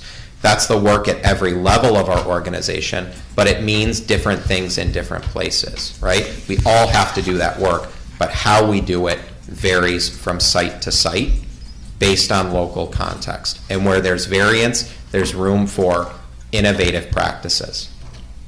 Culture and climate. Nurture and sustain Portland Public Schools as an inclusive community in which all individuals feel seen, heard, and valued. Jessica presented in a previous spotlight, for example, about her equity read-alouds. That's how she's doing it at Valley View, right? Ryan is doing it his way he's helping to lead that work at Gildersleeve. Mike is helping to lead that work at Brownstone. I'm leading that work through our District Equity and Inclusion Coalition. So it's everyone's work, but we all have different ways of, this is such a terrible analogy, skinning the cat. I don't know why we say that. Sorry. Terrible. There's a lot of terrible analogies. Baby with the bath water. That was one of them. I apologize. And you'll see, like, some of the areas for site-specific planning deal with that. I want to reference our Vision of the Graduate, this beautiful stanchion banner that Ms. Slauson had developed, and you'll see the stickers popping up. How do we advance the vision of the graduate? We do it in the ways that make sense with our people on our sites and our buildings continuously. The idea is we all have to be doing it. You want variety in how we're doing it, so that if someone tries something that doesn't work, they can gather an idea from someone else who tried something different that did. And that's how we give real improvement to a small district like Portland, through a variety of ideas and possibilities. And then our operations goal, ensure that Portland Public Schools provides the resources, time, and facilities necessary to support student achievement. So at Charles's level, that looks like a facilities study and a sightlines report. For Mike Searson's day-to-day operations, the sightlines report and facilities study means nothing, right? But he's looking at how he uses his school schedule to increase collaborative time for teachers. That's how he's pursuing that goal. So those related focus areas are site-specific, and they generate a lot of good ideas and individualized plans that our principals have shared with you and are, I think, ready to take questions on. Are there any questions about the overall framework I can answer? Can we pause for just a second? Liam, were you looking to scoot out? I don't want to keep, you're welcome to stay, but if you were looking to scoot out, I wanted to give you a pause so that you could.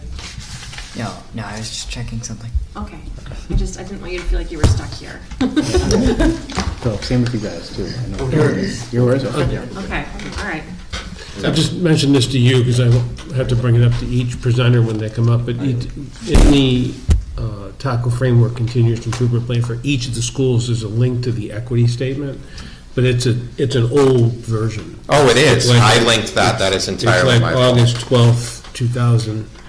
Okay. 21 is the, and I don't know which, as I tried to look for myself, which was the most current one, and it looked like it might have been like January 22. Okay, in that big paragraph down there you're referencing. Yeah, in the main where it says equity statement and it's underlined and it says click here for it. Okay, I made a note, I'll fix that, thank you. All right, I think, are we going to present these in order? Did you want to ask specific questions? I have one overarching comment, and this, I think, is kind of a reflection on our board retreat, and when we were first looking at this, and I guess it's really just a comment, and I'll start off by saying I love this framework and how it allows each school and administrator to differentiate these goals for how it shows up. The one thing I'd love to encourage us to continue is what measurable goals we're aiming towards, because some of these things we could measure and know, yes, we hit this, no, we didn't, but it seems there still are some where we really wouldn't know. Okay, we'll take the action steps, they're great action steps, we'll look at the data sources, but that idea of continuous improvement and measuring and iterating is something I want to continue to just move us in the direction of. I appreciate that, Sarah. And, we had that conversation at our leadership retreat, and one thing we kind of decided as a group is it's really hard to come up with a lofty objective, to try actions you've never tried before, and to already have a data indicator of those actions. So I think you'll see within the plans a couple things. We're trying to balance our use of quantitative and qualitative data, and we need to do a better job of soliciting qualitative data, right? We have divorced ourselves from Panorama that we used for school surveys. We feel we can do a better job garnering feedback from our families, from our students, from our staff, and I think we have to grow into that, right? I think you have to these are plans, even the action steps are planned. So I think as part of those action steps taking greater shape, then you start to have conversations of what should the data look like? Right? And so I think as we build out new plans and new action steps and new objectives, we'll grow into more specific data measurement practices. Yeah, and maybe looking ahead towards the end of the school year or something, you could bring back to the board okay, so how did this first year go? Yeah. And what progress did we see on these things? Thank you for bringing that up, because we talked about this should be bookended with exactly that kind of presentation at the end of the year. Here were our plans. How did we do on our plans? And based on how we did on our plans, what are we thinking for next year? Is this a start, stop, continue, change? So I love that suggestion. So let me come back to the question. Do we want to present each of these plans? You've had copies of them. Do we want to have Jessica speak to her objectives and some of the action steps? So we received these plans ahead of time, and we've actually, this is an updated version. We did take a peek at them a month ago also, so we've had the opportunity to read through them. Maybe, Jessica, if you want to come up and kind of just, you don't have to read through it with us, because I hope we've already done that. Maybe just hit the highlights for us. That would be great.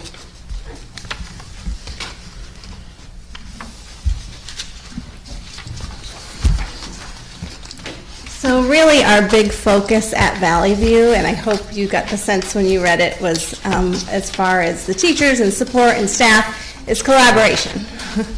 That really did end up in all of the areas, so in some way or form, because through each other, that's how we learn. So that is a major part of this plan. Another major part was devoted to reading. Just because we're making this big shift, and it's going to take a lot of time to make sure we're all on the same page, learn from each other, make sure that we're progress monitoring, seeing where our kids are and how they're doing with the shift that we're making.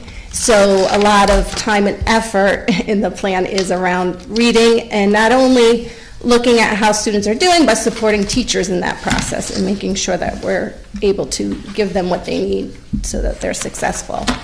And then culture and climate.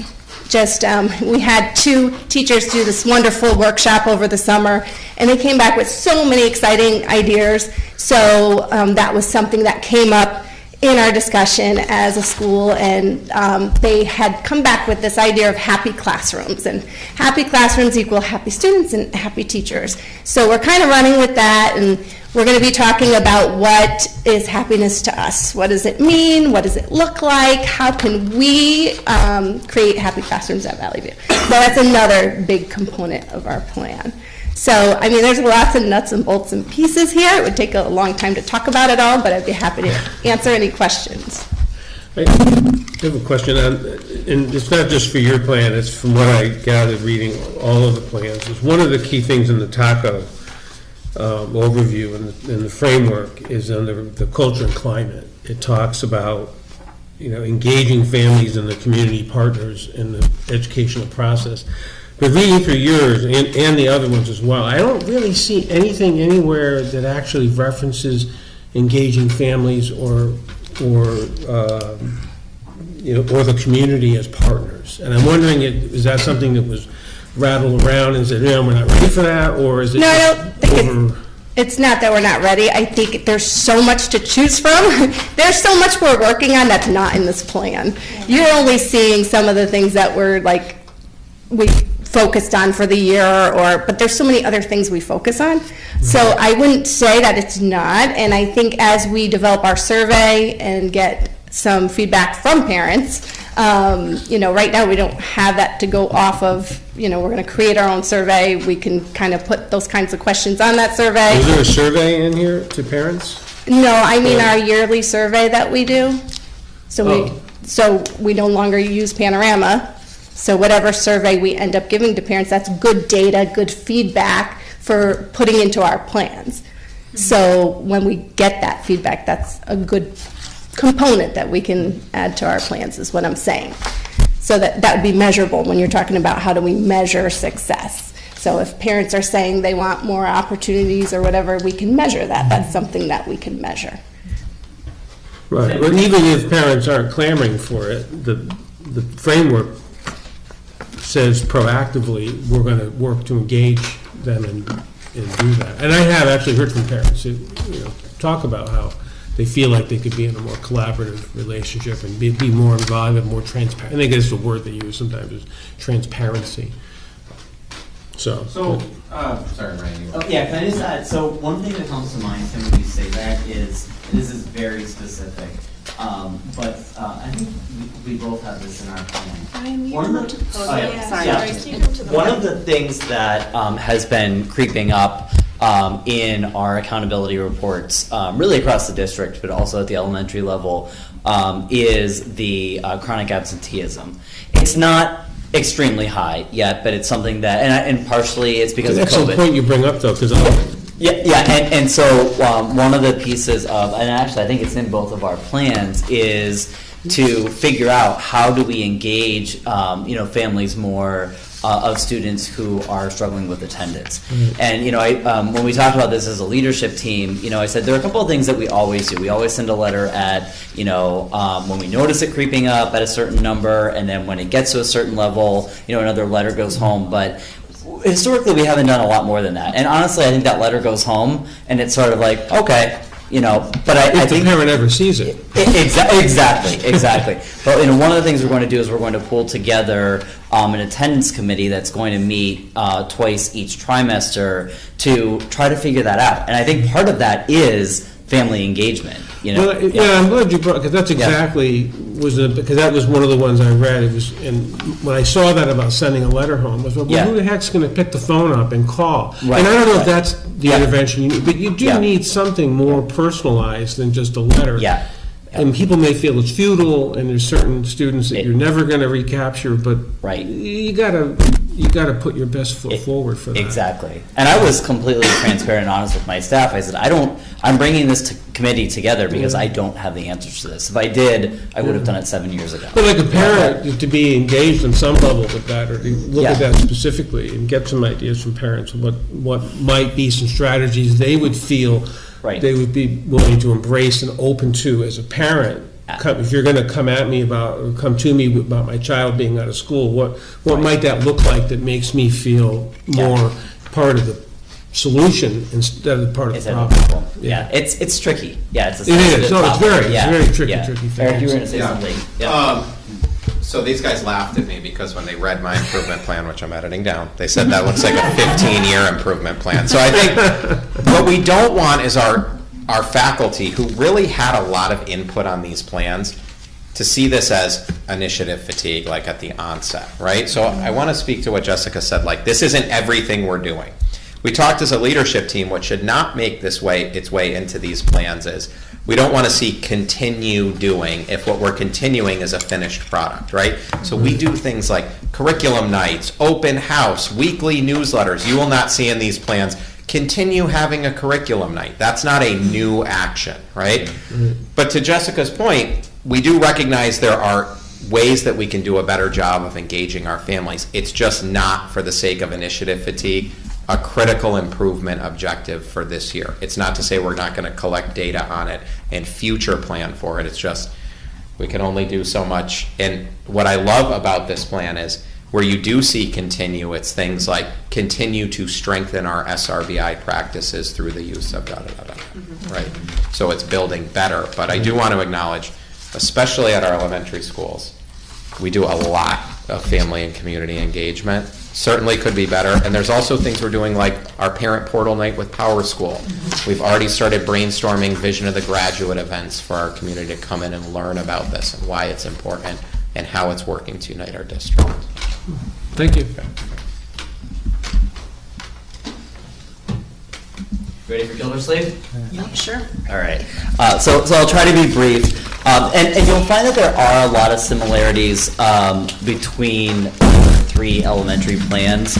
I'll just start at the top with the talent and recruiting staff. We do have 2 brand new special education teachers, and one of our other special education teachers is in her 2nd year. So it's making sure that it's sort of twofold. One is that they have continue trading on CT SEDS. It's easy to forget, this is year 2, they should be experts now, but, we're bringing, in one case, a brand new special education teacher into that, so doing training around that. But also looking closely at what data we can collect for students, individualized education plans, the IEPs, how we can collaborate as a student services team, to make sure that we are matching the student needs with, the goals and objectives and the programs that we have. So doing that. I'm not going to go into great detail. We did a whole presentation, being the members of the Gildersleeve staff, on the professional learning communities and how that was part of our school improvement grant last year, but definitely continuing that work. We've noticed a lot of success. Our data shows it, that process has been successful, but we still have some room to grow there. In terms of academics, very much what Jessica said is also the focus for Gildersleeve. You asked some questions. Laurel asked a question earlier. How are the teachers handling this shift with the science of reading? And the part of it is that yes, it is big. It's a big change. But we're also very fortunate in our schools to have teachers, many who have been teaching for 15, 20 years, and a lot of what they're seeing, what's coming up with the science of reading, is what they did 10 or 15 years ago. So it's just shifting and balancing, and one of the things I'm noticing as just in the few days of school that we've already had is Foundations, which is our phonics program, used to sort of be, I won't call it an afterthought, but it was definitely the part that was rushed in our literacy instruction, and the reading comprehension was more of the focus. I'm definitely seeing a shift this year. And now that it's about students understanding how words work, how the phonics works, how the spelling component works, they're being much more explicit and really starting there and building from there.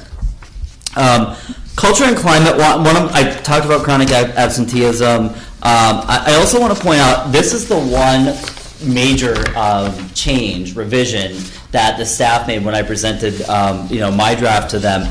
They felt very strongly about putting in a social emotional learning goal, and not just related to social emotional learnings every week or lessons every week, but to make sure that we are still addressing the needs that many of which are post-pandemic. Their kids have different needs now. I would argue higher needs And we need to make sure that we're looking at that in a variety of ways. So they, and there were some action steps that are very specific. One of them is we're going to start every day with every Gildersleeve teacher and staff member out in the hallway or outside at the buses greeting students and making connections. It's really easy to take that time to check emails and to do those final preparations for the day, but we know one of the highest leverage strategies that we have is making connections to students and having students have that adult that they can go to when they're having a rough day or they're in a rough patch in their lives. So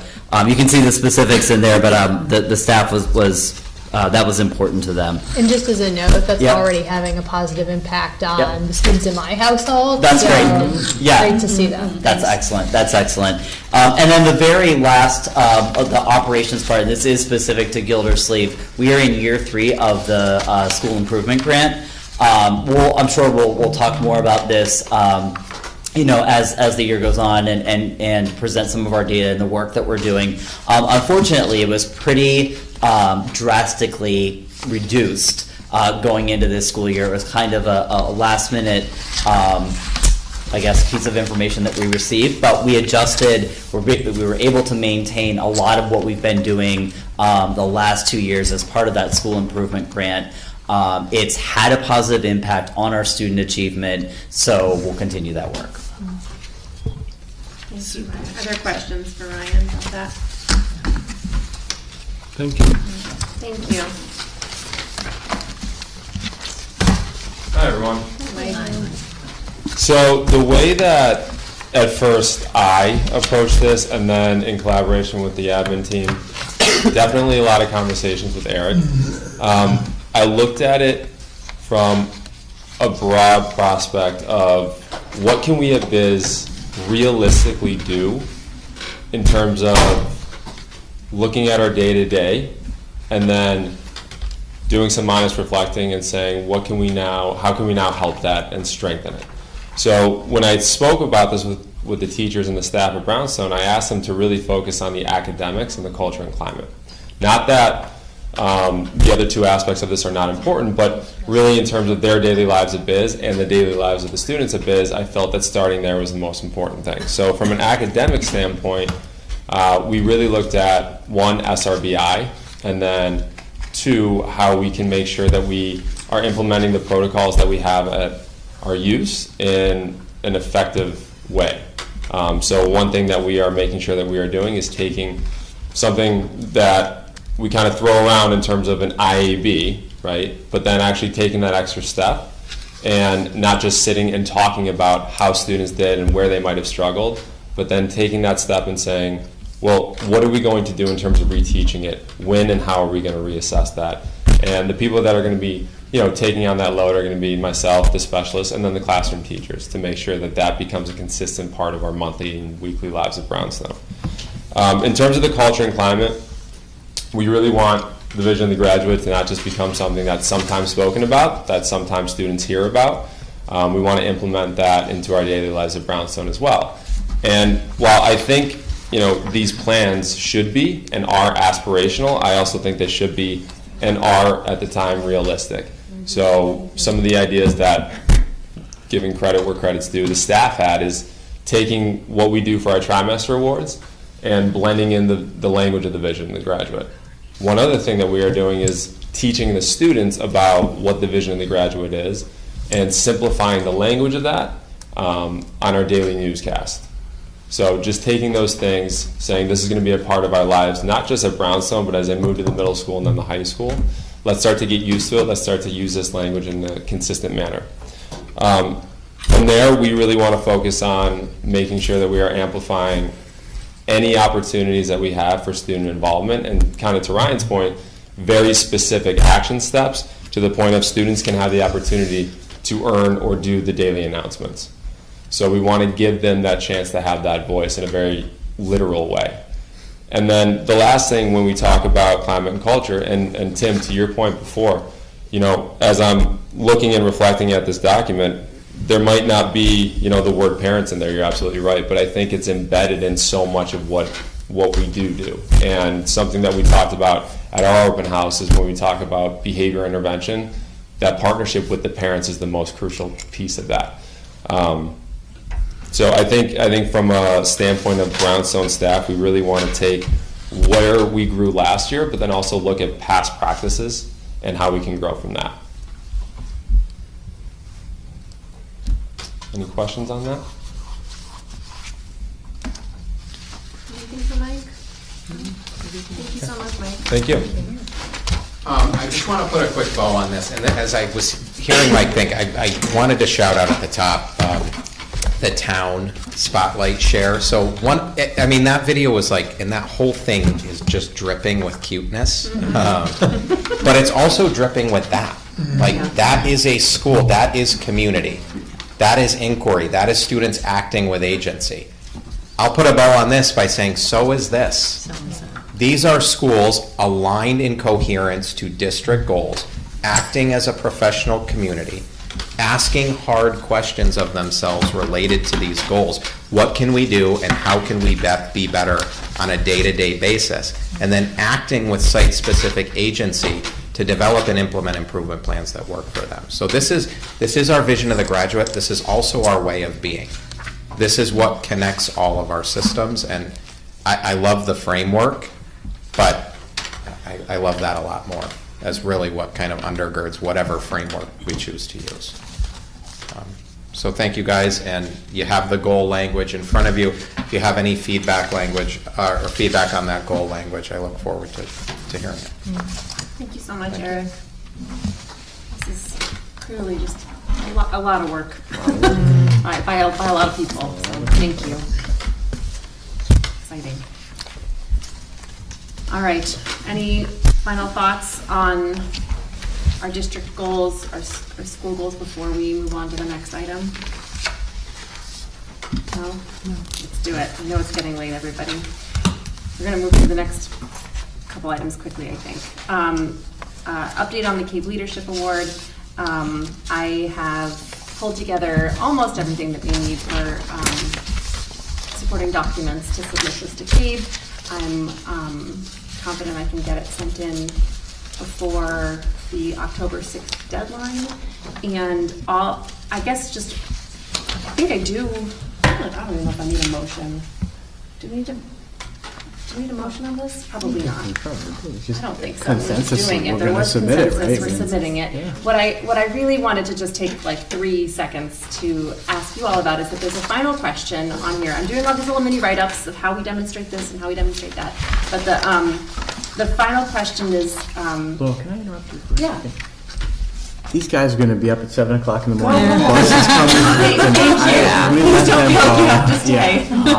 I know the buses run very early in the morning, and these guys are on deck. So I definitely like to see them get their 8 hours in. So. Yeah, thank you for saying that. The final question on here is just tell us, in your opinion, what makes your board's leadership especially effective. And so I wanted to kind of put that back at. I was asked to give that to you. The other side, the top of it. Trish thinks we might have to. Oh, but we do have to vote. Well, then good. We'll talk about this and I'll take a motion in just a second. Thank you, Trish. I'm glad you caught that. So I guess I'm happy to write up this answer, but I wanted to ask you all, what do you think makes our board's leadership especially effective, so that I can include your feedback in the write-up? I gotta be honest with you, I looked at this and I thought it was the first page, and then there's 2 or 3 blank pages. I never saw the other pages. When you go on to here, there's like, you see that, and then it's just blank, and then I never went to the. That's okay. So I'm gonna have to, I'd have to review this to understand. When is this due? What would be an This is due October 6th. I can recap. Sorry. So I brought this up last time. This is it's a CAVE Board Recognition Award that they do annually. Oh, I remember that. I remember talking about it. To vote on this, I would have to literally read it. Oh, I don't want you to have to do that. Well, I think if you have to read the go whole through, thing to understand. have you read all the levels, or you haven't looked at all the? No, it was a blank page, so I didn't go beyond it. So I think we can hold off and vote on our October 3rd meeting. Let's do October 6th. We have an October 3rd meeting. We'll do it on the 3rd, and I'll submit it after that. That's fine. So Yeah. would you be Put soliciting back an email in. comments from board members about what makes us an effective board? Sure, you can either tell me now or you could email me, but what I can tell you is I've gone through each of these 5 categories: board leadership, student achievement, board member professional development, policy, community relations, and related organizational leadership. And I've checked off all the things that I believe we demonstrate, and I've gathered 95% of the supporting documents from our policy manual, from newspaper clippings, from emails that go out to the district, all, pieces of evidence to support these practices that we already have in place. And so I just wanted to get a little bit of your own words about why you think our board has effective leadership. And if we're putting this off for a vote until October 3rd, you can absolutely send it to me by email. I just thought it would be nice to include, words from everybody. So which is being, I'm just reading the top paragraph, there's 2 different things. There's the CAVE Recognition Awards, there's the Leadership Award and the Distinction Award. This is the Leadership Award. So this is the Leadership Award? Yeah, so the Board of Distinction Award is available for boards who have already achieved the level 1 Board Leadership Award distinction at least twice, and then you can kind of check off additional criteria to become a board of distinction. We'll get there.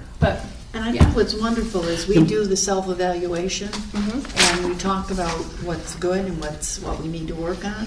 When we go through, and I did the same thing, I went through this, and we hit a lot of these. We're doing them. We are a very effective board and work well together, and I think we should be recognized for the fact that we do as good as we do, as well as we do. I gotta be honest with you, one of the things that, we've never done this before. Yep. No, you haven't. And we've never been asked to do it before, and we've always commented that we generally work pretty well together as a board. And I really hate to bring up political stuff, but in an election year, when most of the board is up for re-election, I'm not sure this is appropriate to bring here and say, This won't even be an issue until after the election's over. I think it gets decided, it gets announced at the leadership, at the CAVE convention in November. But boards very vote in favor of such a thing would very easily find its way into the political discussion. And I just, and I don't begrudge.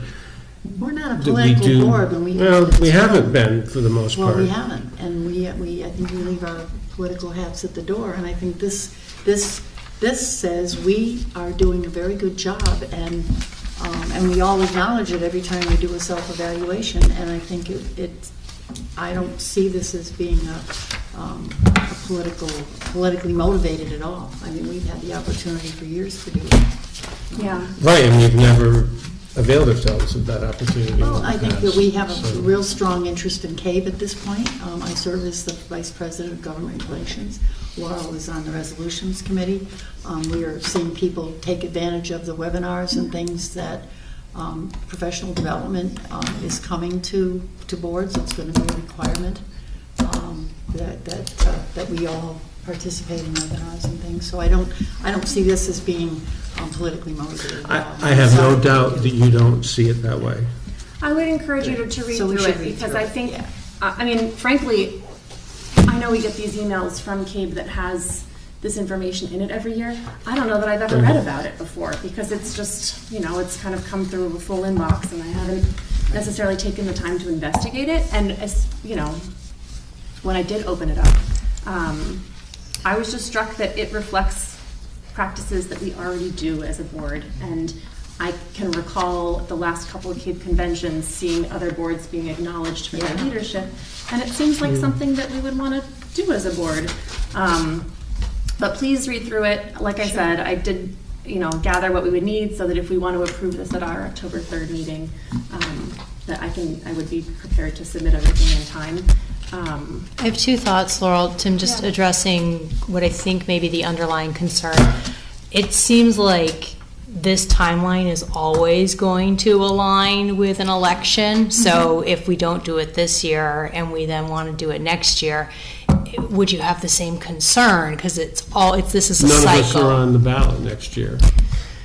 Okay. It's not a It's municipal. it's a non-election year. This is a municipal election year. Yeah. Like 2 years from now. And then second, so my other thought was, I think that the way that our board functions stands, regardless of who sits around this table, that it's going to, and I think you would have the same thought, that whomever sits around this table come November, whatever, after the 7th, the next date is, it's the same tenor of conversation, deliberation, and agreement that anybody's going to join if they're a part of this board.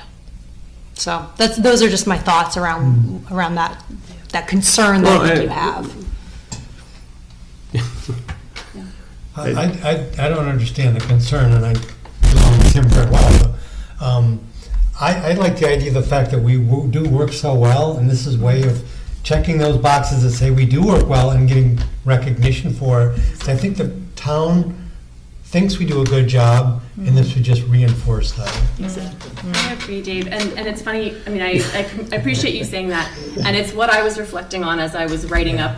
One of the questions is, does your board model civil discourse in your business meetings? And so, earlier this week when I was finishing up some of these little blurbs that I had to write, that was one thing I was reflecting on and writing about how this is a board that if any member of the public were to pull up our log of YouTube, meetings, past meetings, they would see that this board sets aside our political affiliations when we come to the table, that you wouldn't know who belongs to what political party when you watch our board meetings, and that we really do work together. We are respectful of one another. We have good deliberation, good conversation. Anyhow, it's just, what you're saying, I think, is reflected in what I've written. I don't see any political benefit for anybody by submitting this. I think it just reflects accurately on the job that we do as a board. So think it over. We can look at it October 3rd. No, I was just gonna say, I agree with Sarah. I don't think we're gonna, no matter what happens come November, I don't think we're gonna throw away any best practice that we do as a board. I would hope not. Me too. Yeah. All right. So And in the comments to meantime, you. if you would like to, between now and October 3rd, send me your thoughts about how we have effective leadership as a board. I would love to hear it, and I would include your words in a write-up that I will do. Thank you, Laura. All right. And there's other awards on other documents that communication documents, plans for social media use. There are other, when you go to the convention, there's a whole wall of awards that are given for the annual high school report or whatever. So it's, you can look online and take a look at it. So yeah, this is just one of many, many awards that boards apply for, which is exciting. All right. Are we ready to move on to old business? Good. Item A, Board of Education policy. This is the second reading on policy 6163.1, selection of school library materials. Does anybody have any additional thoughts, questions, concerns? This was a policy that was supported by the policy committee. And the librarians who gave us their input. It's been fully vetted. So if there are no additional questions or thoughts, I would be happy to take a motion. I'll make a motion that we approve 6163.1, which is the selection of school library material. Is there a second? I'll second that. Thanks, Kim. Is there any further discussion? All in favor? Aye. Aye. All right, that was unanimous. Thank you. Moving right along, committee reports. Curriculum, we meet Thursday. Yep. So we'll have a report for you next month. This Thursday. Is it Thursday or tomorrow? I thought it was tomorrow. Good question. It got moved. The invitation got moved to Thursday. I have Thursday, 3:30. I didn't know if that, it's funny because I wasn't at the last meeting, and so I thought maybe you all had decided together to move it to Thursday, so I didn't ask about it. Which meeting is that? Our curriculum meeting. Oh, curriculum. I will not be able to attend. I don't have my work calendar in front of me, but I know for sure I'm not going to be able to do that tomorrow. Okay. I have it blocked on my work calendar for tomorrow. I can't do Tomorrow, Thursday. Yeah, Okay. that's okay. Okay, then let's make sure we touch base maybe by email with Eric and then look at our future meeting schedule and make sure that we have that nailed down when it works for you. Policy is going to meet on the 28th at 10 a.m. in the morning, and there was a lot of documentation that we were reviewing. Very Goodwin busy. and other sources of information, like reading. Yeah. Personnel will be meeting the last week of the month as well. Building and grounds, no, nothing significant there, but we should probably have a meeting sometime in October. PREC meets tomorrow at 11:30 in Hartford. We covered most of the stuff. They talked about the golf team, they did a proclamation. They talked about the survey, which you already talked about, and then the other thing that Captain Millardo retired. I saw Being that. replaced by Sergeant Cunningham, I think is now promoted to Captain Cunningham. That's just town news. Committee on Solidarity. They had a meeting last week. I wasn't available. I would have gone if I had been available to go, but Equity and Inclusion Coalition. they, I think I don't have the October date. 16th. Is it the 16th? Yeah. Monday the 16th, Well, yeah, I think, yeah, is there our was- next, it is, is the as a first matter of meeting fact. of the school year. Okay, Right. sounds good. Audience of citizens. Do we have anyone online who's stuck with us? Nothing online. Nothing? Okay. All right. Board of Education member comments. You start on the slide, Stacy. I have nothing to add. Tim? No. Meg? I'm good tonight. Dave? Nothing. I'll just add my congratulations to the student athletes that were recognized tonight and appreciation for the town presentation from Valley View. I also want to congratulate the student athletes. It's a great achievement. I do want to talk about the Valley View town, how great I think that is, and how much my children now grown still talk about it, and I would love to see more opportunities for children to do this across the grade levels, bringing it into the older grades. I think it, the students' independence, the collaboration, using all of their different skills in that way, it really has a lot of meaning to the children, and it's something that sticks with them, and it's a great opportunity. I'm happy to hear about the civil discourse being talked about with the upcoming election. That's great to hear about. I'm glad to hear a parent coming to talk to us about the Transition Academy and how she is trying to come up with solutions, and I know that we are in a really tough spot in special ed. We've talked about it again and again. I am very concerned that we have the SLP leaving. I hope that we can act quickly to make sure that we are meeting those IEP hours for the speech and language. So I just wanted to get those thoughts out. Thank you. Thank you. All right. I don't think I have anything else to add at this point. We have no executive session action items this evening, so with that said, is there a motion to adjourn? I'll move to adjourn. Thanks, Sarah. Second. Tim? All in favor? Aye. Thank you all.